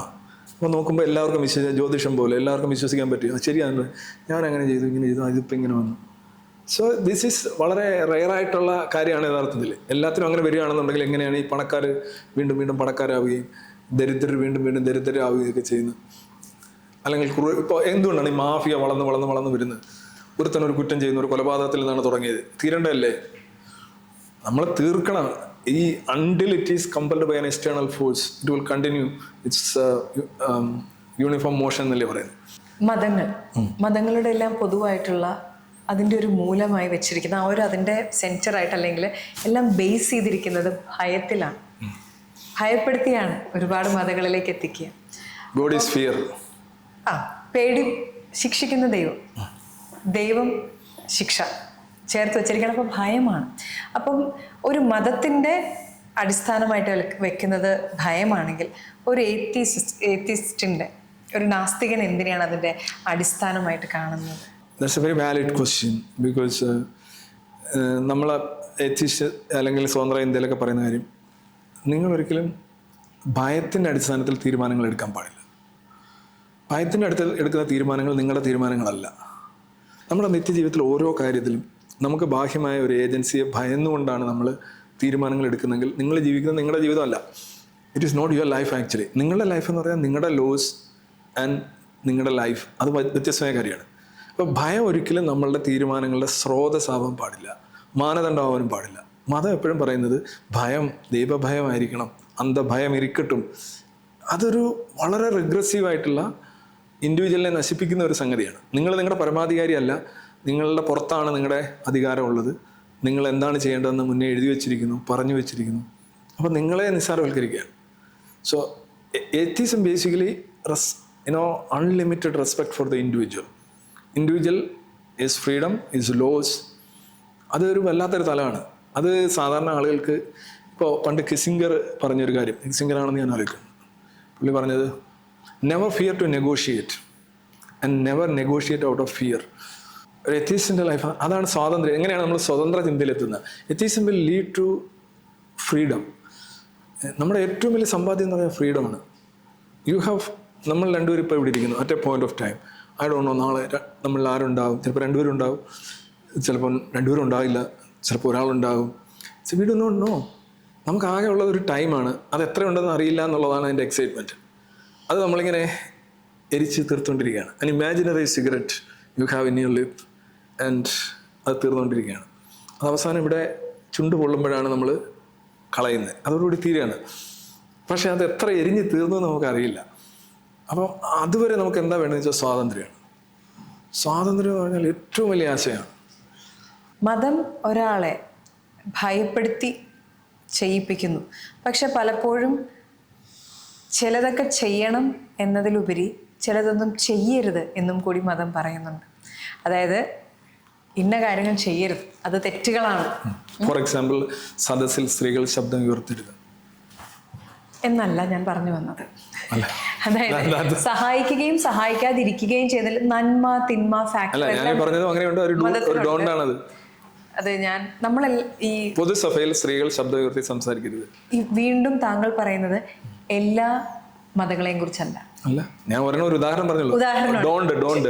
അപ്പൊ ഇത് പല മതങ്ങൾ, അതിൽ ചിലത് തീവ്രമാണ്, ചിലത് ഉദാസീനമാണ്, ചിലത് അത് പ്രാക്ടീസ് ചെയ്യുന്നവർ തന്നെ ഉദാസീനമായിട്ടാണ് പ്രാക്ടീസ് ചെയ്യുന്നത്. അപ്പൊ മതം ഇങ്ങനെയും പറയുന്നുണ്ട്. അപ്പോൾ ഒരു ഏത്തിസ്റ്റിന്റെ നന്മയും തിന്മയും ശരിയും തെറ്റും അത് എന്തിനെ ബേസ് ചെയ്തിട്ടാണ്? We are in conversation, we just met this evening. അപ്പോൾ നമ്മൾ തമ്മിൽ പരസ്പരം പെരുമാറുന്ന രീതി എന്തിൻ്റെ അടിസ്ഥാനത്തിലാണ്? ഏതെങ്കിലും ഒരു സ്കൈ ഡാഡിയെ പ്രീതിപ്പെടുത്താനോ പുള്ളിയുടെ ബുക്കിൽ എന്തെങ്കിലും മാർക്ക് കിട്ടാനോ അല്ലെങ്കിൽ പുള്ളിയിൽ നിന്ന് എന്തെങ്കിലും നിർദ്ദേശം കിട്ടിയിട്ടാണോ നമ്മളിപ്പോൾ പെരുമാറുന്നത്? അല്ല, നമ്മൾ പെരുമാറുന്നതിന് ബേസിക്കലായിട്ട് we read each other, understand each other. ഒരാൾ നമ്മളോട് എങ്ങനെ പെരുമാറുന്നതാണ് നമുക്കിഷ്ടം എന്നുള്ളതിനെ സംബന്ധിച്ച് നമുക്ക് കുറേ ഡേറ്റ ഉണ്ട്. അപ്പോൾ നമ്മൾ കരുതുന്നു നമ്മുടെ സ്പീഷീസിൽപ്പെട്ട മറ്റൊരാൾക്ക് അതൊക്കെ അങ്ങോട്ടും ചെയ്താൽ അയാൾക്ക് ഇഷ്ടപ്പെടാൻ സാധ്യതയുണ്ട് എന്ന അടിസ്ഥാനത്തിലാണ് നമ്മുടെ പെരുമാറ്റ രീതി നമ്മൾ ഡിസൈൻ ചെയ്തിട്ടുള്ളത്. അത് ഇറ്റ്സ് നോട്ട് ബിക്കോസ് ഓഫ് ഈ whether you believe in God or ghost or what or maybe or you do not believe, you will be almost the same. ഇത് നിങ്ങളുടെ മൊറാലിറ്റി ഉണ്ടാവേണ്ടത് ശിക്ഷ കിട്ടുമെന്ന് ഭയന്നിട്ടോ സമ്മാനം കിട്ടുമെന്ന് കൊതിച്ചിട്ടോ ആകാൻ പാടില്ല.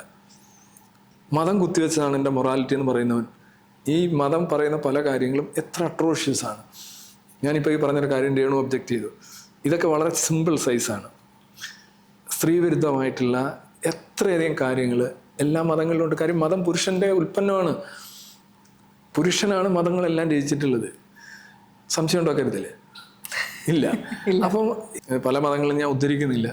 മിക്കവാറും എല്ലാ മതങ്ങളിലും ഈവൻ വളരെ എന്താ പറയുന്നത് ലൂസ് റിലീജിയൻ എന്ന് പറയുന്ന ഹിന്ദുയിസത്തിൽ തന്നെ പറയുന്നില്ലേ, ഭർത്താവ്, പുത്രൻ, പിതാവ്, രക്ഷതി, സ്ത്രീ രക്ഷിക്കപ്പെടേണ്ടവളും പ്രൊട്ടക്ട് ചെയ്യപ്പെടേണ്ടവളും ആണ്.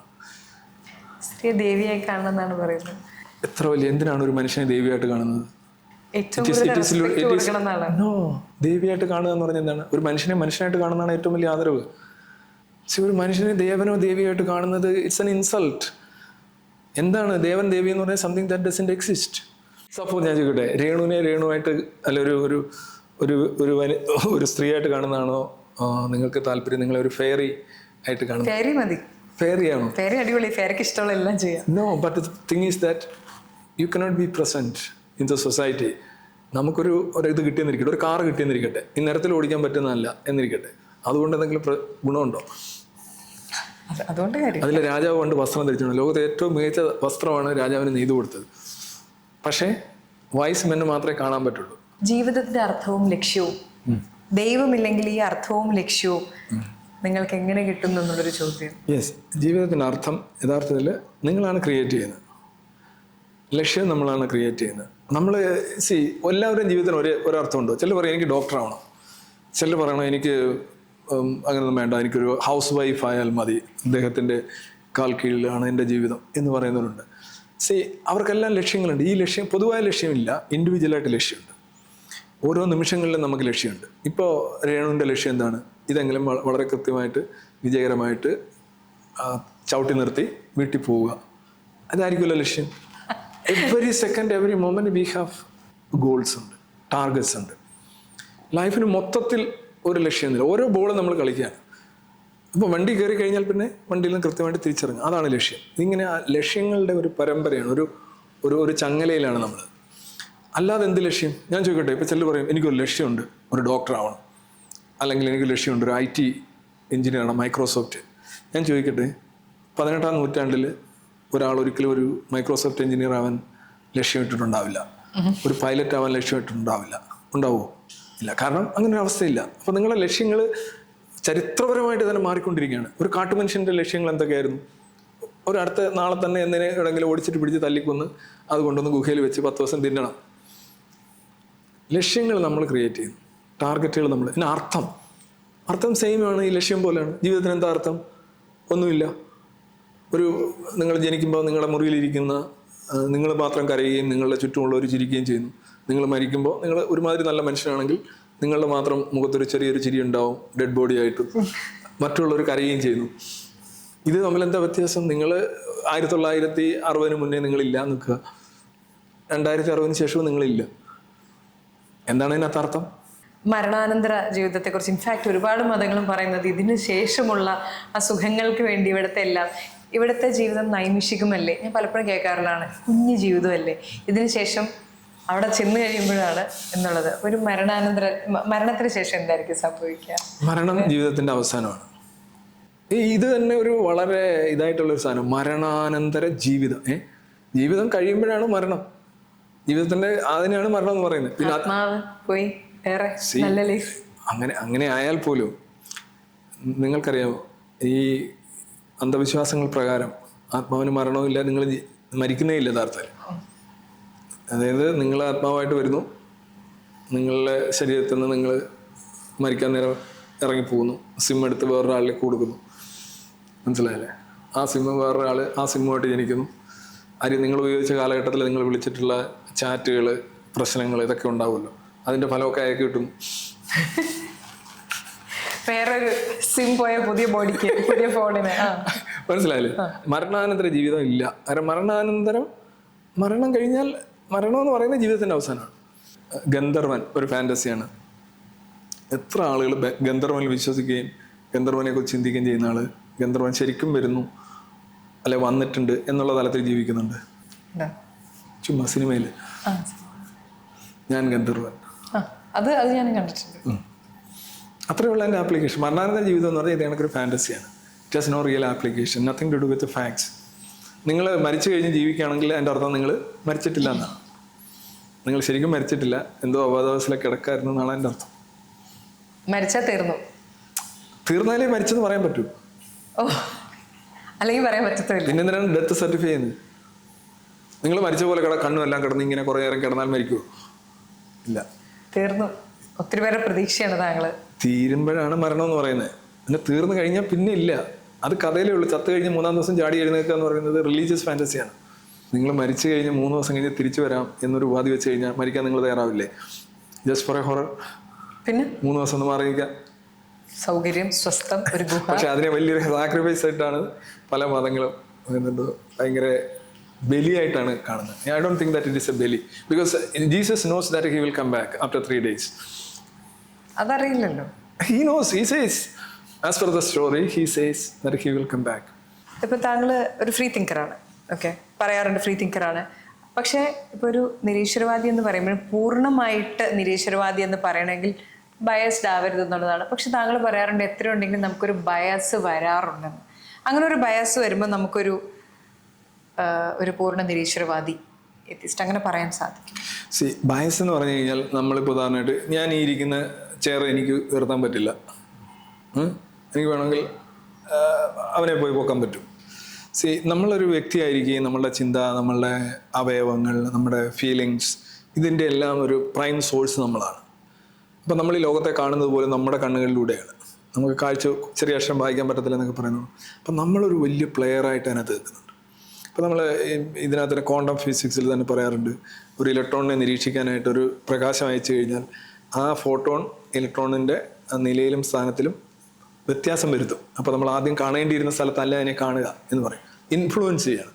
അപ്പോൾ നമ്മളെടുക്കുന്ന എല്ലാ തീരുമാനത്തിലും നമ്മളൊരു ഘടകമാണ്. നമ്മുടെ ആഗ്രഹങ്ങൾ, ചിന്തകൾ, ലോകം, അത് ഇറ്റ്സ് ഡിഫിക്കൽട്ട് ടു ഡിലീറ്റ്. അത് അവിടെ ഉണ്ടാവും. പക്ഷെ അതുകൊണ്ടാണ് നമ്മൾ പറയുന്നത്, ലിറ്റ്മസിൽ പറയുന്നതാണ് ലെറ്റ് എവിഡൻസ് ലീഡ്. നമ്മളുടെ തോന്നലുകൾക്കുപരിയായിട്ട് തെളിവുകൾ എങ്ങോട്ടാണോ നയിക്കുന്നത് അങ്ങോട്ട് പോവുക. തെളിവുകൾ മാറ്റി ഇങ്ങോട്ട് പോകാൻ പറയുകയാണെങ്കിൽ നമ്മൾ ഇങ്ങോട്ട് പോവുക. ഇതാണ് സയൻസിൻ്റെ രീതി. സയൻസ് വ്യക്തിഗതമല്ല, തോന്നലല്ല, അനുഭവമല്ല. ചില പറയും എനിക്ക് രോഗം മാറി, അനുഭവം ചെക്ക് ചെയ്ത് നോക്കുമ്പോൾ ആ സാധനം അവിടെ ഉണ്ട്. ചില പറയത്തില്ല പോയി കരിഷ്മറ്റ്, ഞാൻ ഇങ്ങനെ ഇവിടെ വന്നതിന് ശേഷം എൻ്റെ ട്യൂമർ ഹ്യൂമറായി മാറി. ആക്ച്വലി അത് മറ്റുള്ളവർക്കാണ് ഹ്യൂമർ. ഇത് കേൾക്കുമ്പോൾ തോന്നുന്നത് ആ സാധനം നിങ്ങൾ ടെസ്റ്റ് ചെയ്ത് നോക്കുമ്പോൾ ആ സാധനം അവിടെ ഉണ്ടാവും. നിങ്ങൾ ഫോൾസ് ആയിട്ടുള്ള കാര്യങ്ങൾ ഉണ്ടാക്കിയെടുക്കുകയാണ് ചെയ്യുന്നത്. അത്ഭുത രോഗശാന്തികൾ കള്ളത്തരങ്ങളാണെന്നാണ് താങ്കൾ പറയുന്നത്. അതാണ് താങ്കളിപ്പോൾ പറഞ്ഞത്. യെസ്, അത്ഭുത രോഗശാന്തി. എന്താണ് ഈ രോഗം എന്ന് പറഞ്ഞു കഴിഞ്ഞാൽ നമ്മുടെ ശരീരത്തിൻ്റെ ഒരു എന്താ പറയുക, നമുക്കൊരുപാട് രോഗങ്ങളുണ്ട്. You have many, I have many, everybody. Disc പോയി, മറ്റേ തേഞ്ഞു, അത് ഇത് മറിച്ച് ഇത്. ചിലർക്ക് ഒരു മുഖക്കുരു പോലും ഭയങ്കര രോഗമായിട്ട്, ഭയങ്കര ഒരു ഭീകര അഗ്നിപർവ്വതമായിട്ട് തന്നെ തോന്നുന്ന ഒരു കാലഘട്ടമുണ്ട്. അത് ഏജ് വൈസൊക്കെ ആയിട്ടാണ് വരിക. അപ്പോൾ ഈ രോഗങ്ങൾ എന്ന് പറയുന്ന അതിൻ്റെ നാശം ശരിക്കും സംഭവിക്കുന്നത് നമ്മുടെ മരണത്തോടു കൂടിയാണ്. മരിച്ചു കഴിഞ്ഞാൽ നമ്മൾ പല രോഗാണുക്കളും ജീവിക്കും. അതുകൊണ്ടാണ് മൂക്കി പഞ്ഞി വെച്ചിട്ട് കൊണ്ടുവന്ന അത് സെറ്റാക്കുന്നത്. അപ്പം നമ്മളോടൊപ്പം തന്നെ നമ്മൾ മാത്രമല്ല, സഹജീവനമാണ്. പേനും കൂറയും ബാക്ടീരിയകളും ഒരുപാട് കാര്യങ്ങൾ ചേർന്ന ഒരു സംഗതിയാണ്. ഇതിനെ നമ്മളെ കഴിക്കുന്നത് നമ്മൾ മാത്രം കഴിക്കുന്നതല്ല. അപ്പം അങ്ങനെ ഒരു സംഗതി ആണ് രോഗം. ഈ രോഗം എങ്ങനെ അത്ഭുതകരമായി മാറുമെന്ന് ചോദിച്ചു കഴിഞ്ഞാൽ, ഇപ്പോൾ ഉദാഹരണമായിട്ട് ബൈബിളിൽ തന്നെ പറയുന്നുണ്ട്, യേശു കുരുടന് കാഴ്ച കൊടുത്തു. രക്തസ്രാവക്കാരിയെ സുഖപ്പെടുത്തി. ഓക്കെ, ഒന്നെടുക്കാം. ഈ കുരുടന് കാഴ്ച കൊടുത്തു എന്ന് പറയുന്ന ബൈബിളിൻ്റെ കഥ ആക്ച്വലി ആ കഥ പോലും മനുഷ്യരാശിക്കെതിരെയുള്ള ഒരു അട്രോസിറ്റിയാണ്. കാരണം ഒരു മനുഷ്യന് മണ്ണ് കുഴച്ച് തുപ്പൽ പുരട്ടി ഒരാൾക്ക് ജീവൻ കൊടുത്തു എന്ന് പറഞ്ഞു. If it really happened or as A story, എന്താണ് യഥാർത്ഥം ചെയ്യേണ്ടിയിരുന്ന പുള്ളി? ഇവിടെ ഈ കാഴ്ചയില്ലാത്തവർക്ക് ഇത് കിട്ടുന്നത് ഇതാണ്, അതിൻ്റെ കോമ്പിനേഷൻ, ഇതിൻ്റെ റെസിപ്പി ഇതാണ് എന്ന് പറഞ്ഞു വെച്ചിരുന്നെങ്കിൽ ഇന്ന് നമ്മളിവിടെ ഇരിക്കുന്നു. നമ്മളുടെ ഒരു ചുറ്റുമുള്ളവർക്ക് ഈ അന്ധതയും മറ്റു കാര്യങ്ങളൊക്കെ വരുമ്പോൾ എത്ര സഹായകരമായിരുന്നേനെ. That is what the scientist are doing, doctors are doing. But this കഥ ഈസ് ഫലേഷ്യസ്, മിസ്ലീഡിങ്. പ്രാർത്ഥിക്കുന്നവന് കിട്ടുമെന്ന് വിശ്വാസത്തോടു കൂടി പ്രാർത്ഥിക്കുന്നവർക്ക് കിട്ടുമെന്നുള്ള വിശ്വാസം അവരെ അടിച്ചേൽപ്പിക്കുന്നത് തന്നെ യഥാർത്ഥത്തിൽ അവർക്ക് കിട്ടാൻ പോകുന്നില്ലല്ലോ. പക്ഷെ അതൊരു ചീറ്റിംഗ് ആണ്. നമ്മൾ ആട് മാഞ്ചിയം ചീറ്റിംഗ് ആണെങ്കിൽ പ്രാർത്ഥിക്കുന്നവർ പ്രാർത്ഥിച്ചുകൊണ്ടേ ഇരുന്നാൽ കിട്ടുമെന്നുള്ള ഒരു ധാരണ ഒരു വ്യക്തിയിൽ കൊടുക്കുന്നത് വിശ്വാസവഞ്ചനയാണ്. എങ്കിൽ ഞാനൊരു കാര്യം ചോദിക്കട്ടെ. ഇപ്പം താങ്കൾ പറയുന്ന പോലെയാണെങ്കിൽ മതമില്ലെങ്കിൽ ടൈം സേവ് ആവുന്നു, എനർജി സേവ് ആവുന്നു, എല്ലാം സേവ് ആവുന്നു. മതമില്ലാത്തൊരു ലോകം ഇപ്പോൾ ഉള്ളതിനേക്കാളും ബെറ്റർ ആയിട്ടുള്ളൊരു ലോകമായിരിക്കും. സാധ്യതയുണ്ടെന്ന് ഞാൻ പറഞ്ഞു. കാരണം ഈ സയൻസിന്റെ ബലത്തിൽ തന്നെ നമുക്ക് പിന്നീട് അങ്ങോട്ട് എല്ലാവരും എല്ലാം നന്നായി ജീവിക്കും എന്നുമാണോ താങ്കൾ? ഞാൻ ഉദാഹരണമായിട്ട് പറയാം. മതം ഇപ്പോൾ ഉദാഹരണം വർണ്ണ വിവേചനം, why people are white, black or brown. Science can explain it. Like in tropical region, your melanocyte cells are activated and triggered, and melanin appears, and your skin get darker. It is because of the amount of solar radiation that you receive. This is scientific. മറ്റൊരു കഥയാണ് പറയുന്നത്. അപ്പോൾ polar റീജിയനിലുള്ള ഏറ്റവും വലിയ മന്ദബുദ്ധി പോലും വെളുത്തിരിക്കും, അല്ലെങ്കിൽ നരച്ചിരിക്കും, അവൻ്റെ മുടി വരെ നരച്ചിരിക്കും. ട്രോപ്പിക്കൽ റീജിയനിലെ ഏറ്റവും ബുദ്ധിമാൻ്റെ പോലും ഇത് മെലനിൻ കുറവായിരിക്കും. ഇത് സയൻസ് എക്സ്പ്ലെയിൻ ചെയ്യുമ്പോൾ നമുക്ക് ആ വിവേചന ബുദ്ധിയും വിവേചന ഭാവവും ഈ സോഷ്യൽ ഈവിളിന് തന്നെ ഒരു ശമനം ഉണ്ടാവുകയാണ് ചെയ്യുന്നത്. പക്ഷേ മതം അങ്ങനെ ആയിരിക്കില്ല പറയുന്നത്. മതം പറയുന്നു എന്താണ്, ബ്രാഹ്മണൻ വായിൽ കൂടെ വന്നു, മറ്റവൻ കൈ കൂടെ വന്നു, മറ്റവൻ തുടയിൽ നിന്ന് വന്നു, വേർത്തൻ കാലിൽ നിന്ന് വന്നു, അപ്പോൾ അതുകൊണ്ട് അവൻ അവിടെ നിർത്തണം, ഇവൻ ഇവിടെ നിർത്തണം. Scientific explanation are beautiful, many times, 1,000 times beautiful than this religious explanation. Religion doesn't know anything actually, and that much they know actually belongs to the knowledge of the time this religion formed. അന്നുണ്ടായ ഒരു അറിവാണ് അതിനുള്ളത്. ഒരു ദൈവം നോക്കും, നിങ്ങൾ അറിയപ്പെടുന്ന ഒരു ദൈവത്തിനും നമ്മുടെ അത്രയും വിവരമോ വിദ്യാഭ്യാസമോ അറിവോ ഇല്ല. You ask your Christ or whatever may be your God some simple questions, IT questions, or about, do you know any God which knows protons, about protons or electrons or neutrons? No. But ഇന്നത്തെ കൊച്ചു പിള്ളേർക്ക് വരെ അറിയാം. അറിവ് വികസിക്കാത്ത, അറിവിൻ്റെ കാര്യത്തിൽ മുന്നേറാത്തവയാണ് ദൈവം. അതിൻ്റെ കാരണം എന്താണ്? ദൈവം ഞാൻ ഇന്ന് രാവിലെ പറഞ്ഞ ഒരു കാര്യമാണ്. പഗ് എന്ന് പറയുന്നൊരു പട്ടിയുണ്ട്. മനുഷ്യൻ എന്ന് പറയുന്നൊരു സ്പീഷീസ് ഭൂമിയിൽ നിന്ന് അപ്രത്യക്ഷമായി കഴിഞ്ഞാൽ ആദ്യം നശിച്ചു പോകുന്ന ഒരു സ്പീഷീസ് ഈ പഗ്ഗായിരിക്കും. കാര്യം കോൺസ്റ്റൻ്റ് ആയിട്ട് മനുഷ്യൻ്റെ ഒരു സംരക്ഷണം ഇല്ലെങ്കിൽ പഗ്ഗിനെ അതിജീവിക്കാൻ കഴിയില്ല. പുറത്തിറങ്ങി കഴിഞ്ഞാൽ മറ്റു പട്ടികളെ കടിച്ചു കീറുവാൻ. അതേപോലെയാണ് ദൈവങ്ങൾ. ഈ മനുഷ്യൻ കൈവിട്ടാൽ ഒരു ദിവസം മനുഷ്യനില്ലാതെ കഴിഞ്ഞാൽ അന്ന് തീരും എല്ലാ സർവ്വദൈവങ്ങളുടെയും വെടി. അത് യേശു ആയാലും അള്ളാഹ് ആയാലും കൃഷ്ണനായാലും ഫുൾ വെടി തീർന്നിരിക്കും. പക്ഷെ മനുഷ്യൻ കൈവിടുന്നില്ലല്ലോ. ദൈവം എപ്പോഴും ഇപ്പം പറയുന്നത് എന്താണ്? മനുഷ്യനെ നോക്കി വിളിക്കുന്നത് എന്താ അറിയാം? എൻ്റെ സ്രഷ്ടാവ് എന്നാണ്. മനുഷ്യൻ ദൈവത്തെ നോക്കി വിളിക്കുന്നത് നേരെ തിരിച്ചാണ്. എൻ്റെ സ്രഷ്ടാവ് എന്ന് ദൈവത്തെ. അതാണ് അതിനകത്ത് മതം യഥാർത്ഥത്തിൽ നമ്മളാണ് ഈ ദൈവത്തെ സൃഷ്ടിച്ചെന്നുള്ള കാര്യത്തിൽ സംശയമൊന്നും ഇല്ലല്ലോ. ഒരു സംശയമില്ല, നമ്മൾ തന്നെയാണ് സൃഷ്ടിച്ചത്. കാര്യം മറ്റു ജീവികൾക്കും ജന്തുങ്ങൾക്കും ആടിനും പട്ടിക്കും പൂച്ചയ്ക്കും ഒന്നും ഈ ടൈപ്പ് സാധനം ഇല്ല. ഇപ്പോൾ ഒരു മങ്കിയുടെ അല്ല, നമ്മുടെ ഹരാരെ തന്നെ പറയുന്ന ഒരു മങ്കിയുടെ പറയുകയാണ്, നീ ഈ പഴം തന്നു കഴിഞ്ഞാൽ എനിക്ക് തന്നു കഴിഞ്ഞാൽ നിനക്ക് ഇതേപോലെ ആയിരക്കണക്കിന് പഴങ്ങൾ കിട്ടുന്ന, ഏത്തപ്പഴങ്ങൾ കിട്ടുന്ന ഒരു സ്വർഗം നിനക്ക് കിട്ടും എന്ന് പറഞ്ഞാൽ ഒരു മങ്കി അവൻ്റെ കയ്യിരിക്കുന്ന പഴം എക്സ്ചേഞ്ച് ചെയ്യത്തില്ല. പക്ഷേ ഒരു മനുഷ്യൻ ചെയ്യും. അതിന് മനുഷ്യൻ പറയുന്നത് എന്താ അറിയോ? അവന് ബുദ്ധി കൂടുതലാണെന്നാണ്.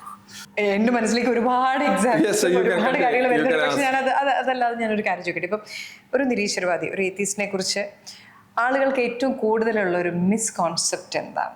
മിസ്കോൺസെപ്റ്റ് ബേസിക്കലി എത്തിസ്റ്റുകൾ എന്ന് പറഞ്ഞു കഴിഞ്ഞാൽ, ഇപ്പോൾ ഗീത എടുക്കുകയാണെങ്കിൽ അവർ ഒരുപാട് മോശം പരാമർശങ്ങൾ എത്തിസ്റ്റുകൾക്കെതിരുണ്ട്. ഞാനിവിടെ എറണാകുളത്ത് തന്നെ ഒരു പരിപാടിയിൽ അവതരിപ്പിച്ചിരുന്നു. ഗീതയിൽ അവർ പറയുന്നുണ്ട്, അവർ ആകെ ബ്ലഡി റോങ് ആണ് പീപ്പിളാണെന്നാണ് പറയുന്നത്. വീറും വൃത്തിയില്ലാത്ത, കലുഷഭാവമുള്ള മൂർഖന്മാരാണെന്നൊക്കെയാണ് അടിച്ചു വിടുന്നത്.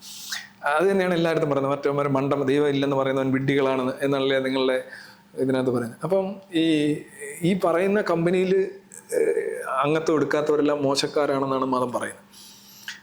അപ്പം അത് ബേസിക്കലി അവരുണ്ടാക്കുന്ന ഒരു സാധനം, I am good because I believe, my faith is a kind of an ornament or a kind of certificate of excellence for me എന്ന് അവർ സ്വയം വിശ്വസിക്കുകയാണ്. അവർ സ്വയം വിശ്വസിക്കുക എന്ന് പറയുന്നത് അവരുടെ പിന്നെ മാത്രം എല്ലാവരും കൂടെ സർട്ടിഫൈ ചെയ്യുകയാണ്. അപ്പം നമുക്ക് ബേസിക്കലി നമുക്ക് ഭൂമി പരന്നാണെന്ന് പറഞ്ഞ് ജീവിക്കാൻ സുഖമായിട്ട്. കാര്യം ഭൂമി നമ്മൾ നോക്കുമ്പോൾ പരന്നിരിക്കുകയാണ്, നടക്കുമ്പോഴും പരന്ന് തന്നെ ഇരിക്കുകയാണ്, വണ്ടി ഓടിക്കുമ്പോഴും പരന്നിരിക്കുകയാണ്. പരന്ന ഭൂമിയിൽ എല്ലാം ജീവിക്കാൻ സുഖമായിട്ട്. പക്ഷേ നമുക്ക് പ്രശ്നം എന്താ, ഒരു സർക്കൽ നാവിഗേഷൻ നടത്തേണ്ടി വന്നാൽ, അല്ലെങ്കിൽ പ്ലെയിനകത്ത് സഞ്ചരിക്കേണ്ടി വന്നു കഴിഞ്ഞാൽ, അല്ലെങ്കിൽ സ്പേസിന് പുറത്തേക്ക് പോകേണ്ടി വന്നു കഴിഞ്ഞാൽ ഈ പരന്ന ഭൂമി സങ്കല്പം വലിയ പ്രശ്നമാണ്. അപ്പോൾ ഒരു മിതമായ ജീവിതത്തിന്, അല്ലെങ്കിൽ ഈ മൃഗങ്ങളെ പോലെ ജീവിക്കാൻ മതം മതിയാകും. അതിനുപരിയായിട്ട് മനുഷ്യന് മുന്നേറണമെങ്കിൽ ഈ മതത്തെ മെല്ലെ സൈഡാക്കണം. പക്ഷെ പല നിരീശ്വരവാദികളും അവസാനം കേട്ടിട്ടുള്ളതാണ്, പറയുന്നതാണ്, അവസാന കാലങ്ങൾ എത്തുമ്പോൾ നമുക്ക് ഈ ഇത്രയും ചിന്തിക്കാനോ ഇതിനുള്ള കഴിവില്ലാത്ത സമയത്ത് ഒരു ദൈവത്തിലേക്ക് അടുക്കാനായി ആഗ്രഹിക്കുകയും ഒരു ആശ്വാസം കണ്ടെത്താൻ ശ്രമിക്കുകയും ചെയ്യുമ്പോൾ ജീവിതത്തിൽ ആരോഗ്യമുള്ളപ്പോൾ ആർക്കും കുഴപ്പമില്ല. ആരോഗ്യമില്ലാത്തൊരു സ്റ്റേജ് വന്നു കഴിയുമ്പോൾ ഏതെങ്കിലും ഒരു ദൈവം ഉണ്ടെങ്കിൽ ആ ദൈവത്തിലേക്ക് ആശ്രയിക്കാനുള്ളൊരു ടെൻഡൻസി മനുഷ്യനുണ്ട് എന്നുള്ളൊരു പറച്ചിൽ എന്തെങ്കിലും സത്യമുണ്ടോ? രണ്ട് കാര്യങ്ങൾ. ഒന്ന്, എത്തീസ്റ്റ് ആയിട്ടുള്ള ഒരാൾക്കൊരിക്കലും മതത്തിലേക്ക് തിരിച്ചു പോകാൻ കഴിയില്ല. കാര്യം എത്തീസം എന്ന് പറഞ്ഞു കഴിഞ്ഞാൽ ആ ഒരു തോട്ട് പ്രോസസ്സ് തന്നെ എവിഡൻസ് ബേസ്ഡ് ആണ്. എത്തീസ്റ്റ് എന്തുകൊണ്ട് ആവരുത് എന്നതിന്റെ റീസൺ ആണ് ഈ പറയുന്നത്. ഞാൻ പറഞ്ഞത്, I repeat, an atheist cannot go back in that sense. ഒരു കുരങ്ങനെ വീണ്ടും മനുഷ്യന് വീണ്ടും കുരങ്ങാവാൻ കഴിയില്ല എന്ന് പറയുന്നത് പോലെ എത്തീസിനെ സംബന്ധിച്ച് ബുദ്ധിമുട്ട് എന്തുകൊണ്ടെന്ന് ചോദിച്ചാൽ atheism as A project evidence based ആണ്. നിങ്ങൾ വാർദ്ധക്യത്തിൽ തപ്പിയാലും യുവത്വത്തിൽ തപ്പിയാലും രോഗമുള്ളപ്പോൾ തപ്പിയാലും ശൈശവത്തിൽ തപ്പിയാലും നിങ്ങളെ പറഞ്ഞ സാധനത്തിന് എവിഡൻസ് എന്ന് പറയുന്ന 10 പൈസയില്ല. ഉള്ള എവിഡൻസ് തന്നെ എഗെയിൻസ്റ്റ് ആണ്. അപ്പം എത്തീസം എവിഡൻസ് ബേസ്ഡ് ആണ്. എവിഡൻസ് ബേസ്ഡ് ആയ ഒരാൾക്ക് മാറാൻ കഴിയില്ല. മാറിയിട്ടുണ്ടെങ്കിൽ അയാളൊരു എത്തീസ്റ്റ് ആയിരുന്നില്ല എന്നുള്ളതാണ് ഒന്നാണ് ബേസിക്കലി. രണ്ടാമത്തെ കാര്യം, നിങ്ങളൊരു ഇംഗ്ലീഷ് അല്ലെപ്പോട്ടെ ഒരു സയൻസ് ഫിസിക്സ് പ്രൊഫസറാണെന്നിരിക്കട്ടെ, ജസ്റ്റ് ഫോർ എ ഹൊറർ. അപ്പോൾ നിങ്ങളിപ്പോൾ നല്ല രീതിയിൽ സമ്മതിക്കുന്നു, മറ്റേത് കണ്ടുപിടിക്കുന്നു, നിങ്ങൾ അടുത്ത ഓരോരോ സംഗതിയിലൊക്കെ കണ്ടുപിടിക്കുന്നു, നല്ല രീതിയിൽ അതിനെ എക്സ്പ്ലെയിൻ ചെയ്യുന്നു, നാസയിലൊക്കെ ജോലി കിട്ടുന്നു. കുറേ ഇതാണ് നിങ്ങളുടെ ധാരണ, ലോകത്ത് മറ്റേ ഗ്രഹങ്ങളുണ്ട്, നക്ഷത്രങ്ങളുണ്ട് എന്നൊക്കെ പറയും. കുറേ കഴിഞ്ഞിട്ട് നിങ്ങൾക്ക് അൾഷിമേഴ്സ് വരുന്നു, നിങ്ങളാകെ പോകുന്നു, നിങ്ങൾക്കൊന്നും ഓർമ്മയില്ല, നിങ്ങൾ അടുക്കളയിൽ കയറി പഞ്ചസാര തിന്നുന്നു, ആകെ നിങ്ങളൊരു ഫോർമൽ സെൽഫിൻ്റെ ഒരു എന്താ പറയുന്ന ഒരു ഇതാണെന്ന് പോലും പറയാൻ കഴിയില്ല. ഒരു വ്യക്തി എന്ന നിലയിൽ നിങ്ങൾ നല്ല ആരോഗ്യത്തോടെയും തെളിമയുള്ള ചിന്തയുള്ള സമയത്ത് നിങ്ങൾ ചെയ്തതിനായിരിക്കുമോ നിങ്ങൾ ഓർക്കപ്പെടേണ്ടതും അംഗീകരിക്കപ്പെടേണ്ടതും, അതോ നിങ്ങൾ വ്യക്തിപരമായിട്ട് ഇടിഞ്ഞിറങ്ങി നിങ്ങളുടെ ചിന്താശേഷിയും ശാരീരിക ശേഷിയും നശിച്ച് നിങ്ങൾ കാട്ടിക്കൂട്ടിക്കുന്ന കോപ്രായങ്ങളുടെ പേരിലായിരിക്കുമോ നിങ്ങളെ വിലയിരുത്തേണ്ടത്? അതൊരു വല്ലാത്ത ചോദ്യമല്ലേ? അല്ല, ഞാൻ പറഞ്ഞത് അല്ല, ആക്ച്വലി ഒരാൾ പറഞ്ഞു എന്താണ്, നിങ്ങൾ വാർദ്ധക്യത്തിലോ നിങ്ങളുടെ ബുദ്ധി ഇത് പോകുമ്പോൾ നിങ്ങൾ പേടിച്ചു ചെയ്യുന്നൊരു കാര്യം, അല്ലെങ്കിൽ നിങ്ങൾക്ക് അസുഖം വരാൻ പോകുന്നു, നിങ്ങളൊരു അമ്പലത്തിലേക്ക് ഓടുന്നു, പള്ളിയിലേക്ക് ഓടുന്നു. ഇതെങ്ങനെയാണ് ഈ പള്ളി അമ്പലത്തെയും ശരിയാക്കി എടുക്കുന്നത്? നിങ്ങളവിടെ ഒരു വ്യക്തിയാണ് ഇടിഞ്ഞു വീഴുന്നത്. വ്യക്തിയുടെ നാശമാണ് ഇത് എടുക്കുന്നത്. കാര്യം അയാൾക്ക് നല്ല ചിന്തയും അറിവും ഒക്കെ നന്നായിട്ട് കത്തിയുന്ന സമയത്ത് അയാൾ എത്തിച്ചേർന്ന ധാരണകൾ ഇപ്പം അങ്ങനെയല്ല. അയാൾ ഭയന്നോടുകയാണ്. ഭയന്നോടുന്നത് കൊണ്ട് ഭയം ശരിയാവുമോ? അത് ഇതെല്ലാവരും പറയുന്നൊരു ധാരണമാണ്. എന്നോട് പലരും പറഞ്ഞിട്ടുണ്ട് ഇങ്ങനെ, അവസാനം വല്ല ആശ്രമത്തിലും കാണാം. എനിക്ക് അത്രയും ബുദ്ധിയൊന്നുമില്ല. ആശ്രമത്തിലൊക്കെ പോയി കഴിഞ്ഞാൽ ഇഷ്ടംപോലെ പല കാര്യങ്ങളും നേട്ടമുണ്ടാക്കാം. നമ്മൾ പിന്നെ അങ്ങനൊരു എന്താണ് ഇച്ചിരി ബുദ്ധി കൂടി വേണം. ഈ മതത്തിനകത്ത് അങ്ങനെ ഒരു എലമെൻ്റ് ഉണ്ട്. ഇപ്പം ലിറ്റ്മസിൽ വന്നു കഴിയുമ്പോൾ ഇത്തവണ ഇതുവരെ കണ്ടിട്ടുള്ളതിൽ ഏറ്റവും വലിയ ലിറ്റ്മസ് ആണ്. അത്രയധികം ആളുകൾ വരുന്നുണ്ടെന്നാണ് പറയുന്നത്. അതുപോലെ തസ്ലീമ നസ്രിനെ കൊണ്ടുവരുന്നുണ്ട്. അപ്പം അതൊക്കെ എന്താണ് ഇനി എന്താണ് നമ്മളൊരു പുതിയ സ്റ്റെപ്പ്, അല്ലെങ്കിൽ ബിഗർ ദാൻ എവർ, എന്താണ് അതിൻ്റെ ഇനിയുള്ള ഒരു കോൺസെപ്റ്റ്, വഴി എന്താണ്? സാധാരണ ഇതിൽ ഇങ്ങനെ എത്തിക്സ് ഒരു മൈനോറിറ്റി പൊസിഷനാണ്. നോർമലി അങ്ങനെ പരസ്യമായിട്ട് നോക്കുകയാണെങ്കിൽ ഞാൻ ആദ്യമൊക്കെ തുടങ്ങിയ സമയത്ത് ഒരു 10 പേരെയൊക്കെ കണ്ടു കഴിഞ്ഞാൽ നമ്മുടെ മനസ്സ് ഭയങ്കര സന്തോഷമായിരിക്കും. അത് കൂടുതൽ പ്രായമുള്ള ആളുകളെയാണ് കാണുന്നത്. അവർ ഇതിനായിട്ട് ഡെഡിക്കേറ്റ് ചെയ്ത കുറേ ആളുകളെയൊക്കെയാണ്. പക്ഷെ ഇപ്പം അങ്ങനെയല്ല, പിള്ളേരാണ് കൂടുതലും ഇതിനകത്ത് താല്പര്യം കാണിക്കുന്നത്. അതിന് ഒരുപാട് ഗുണങ്ങളുണ്ട്. ഇപ്പോൾ ഉദാഹരണമായിട്ട് നമ്മൾ പറയാറുണ്ട്, ഈ വർഗീയ ലഹള വരികയാണെങ്കിൽ അച്ഛൻ ഹിന്ദുവും അമ്മ മുസ്ലിം ആണെങ്കിൽ ആദ്യം അച്ഛനെ വെട്ടണോ അമ്മയെ വെട്ടണോ എന്നൊരു സന്ദേഹമെങ്കിലും അവനിലുണ്ടാവും എന്ന് പറയാറുണ്ട്. അപ്പം ആ രീതിയിൽ, കാരണം ഇത് ആക്ച്വലി ആരെയും ചെയ്യാൻ പാടില്ല. പക്ഷേ ഇത്തരത്തിലുള്ള ഈ ഭേദഭാവനകൾ ഇല്ലാതാക്കാനായിട്ടുള്ള ഒരു ശ്രമമാണ് നമ്മൾ നടത്തുന്നത്. അപ്പം ആദ്യം 2018 തിരുവനന്തപുരത്താണ് തുടങ്ങി വെച്ചത്.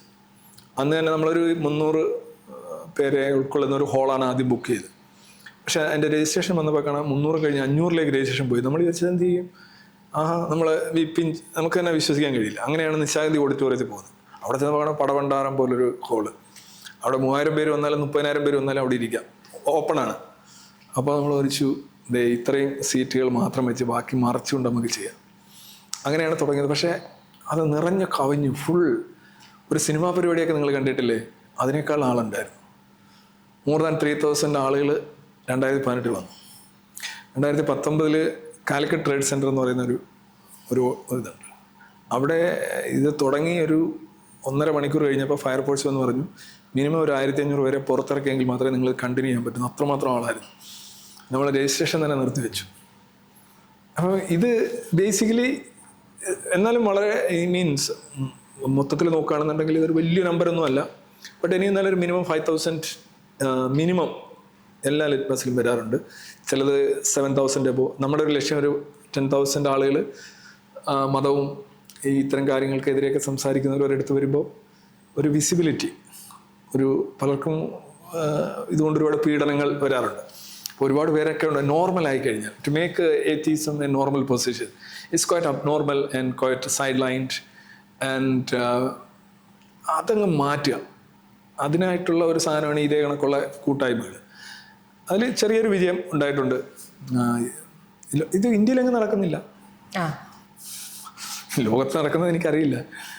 ആക്ച്വലി ഇങ്ങനെ ഇതിൻ്റെ പുറകെ നടക്കാൻ ആളുകൾ ഇല്ല. കാരണം ഇത് it's not a rewarding position. It's a difficult thing to do.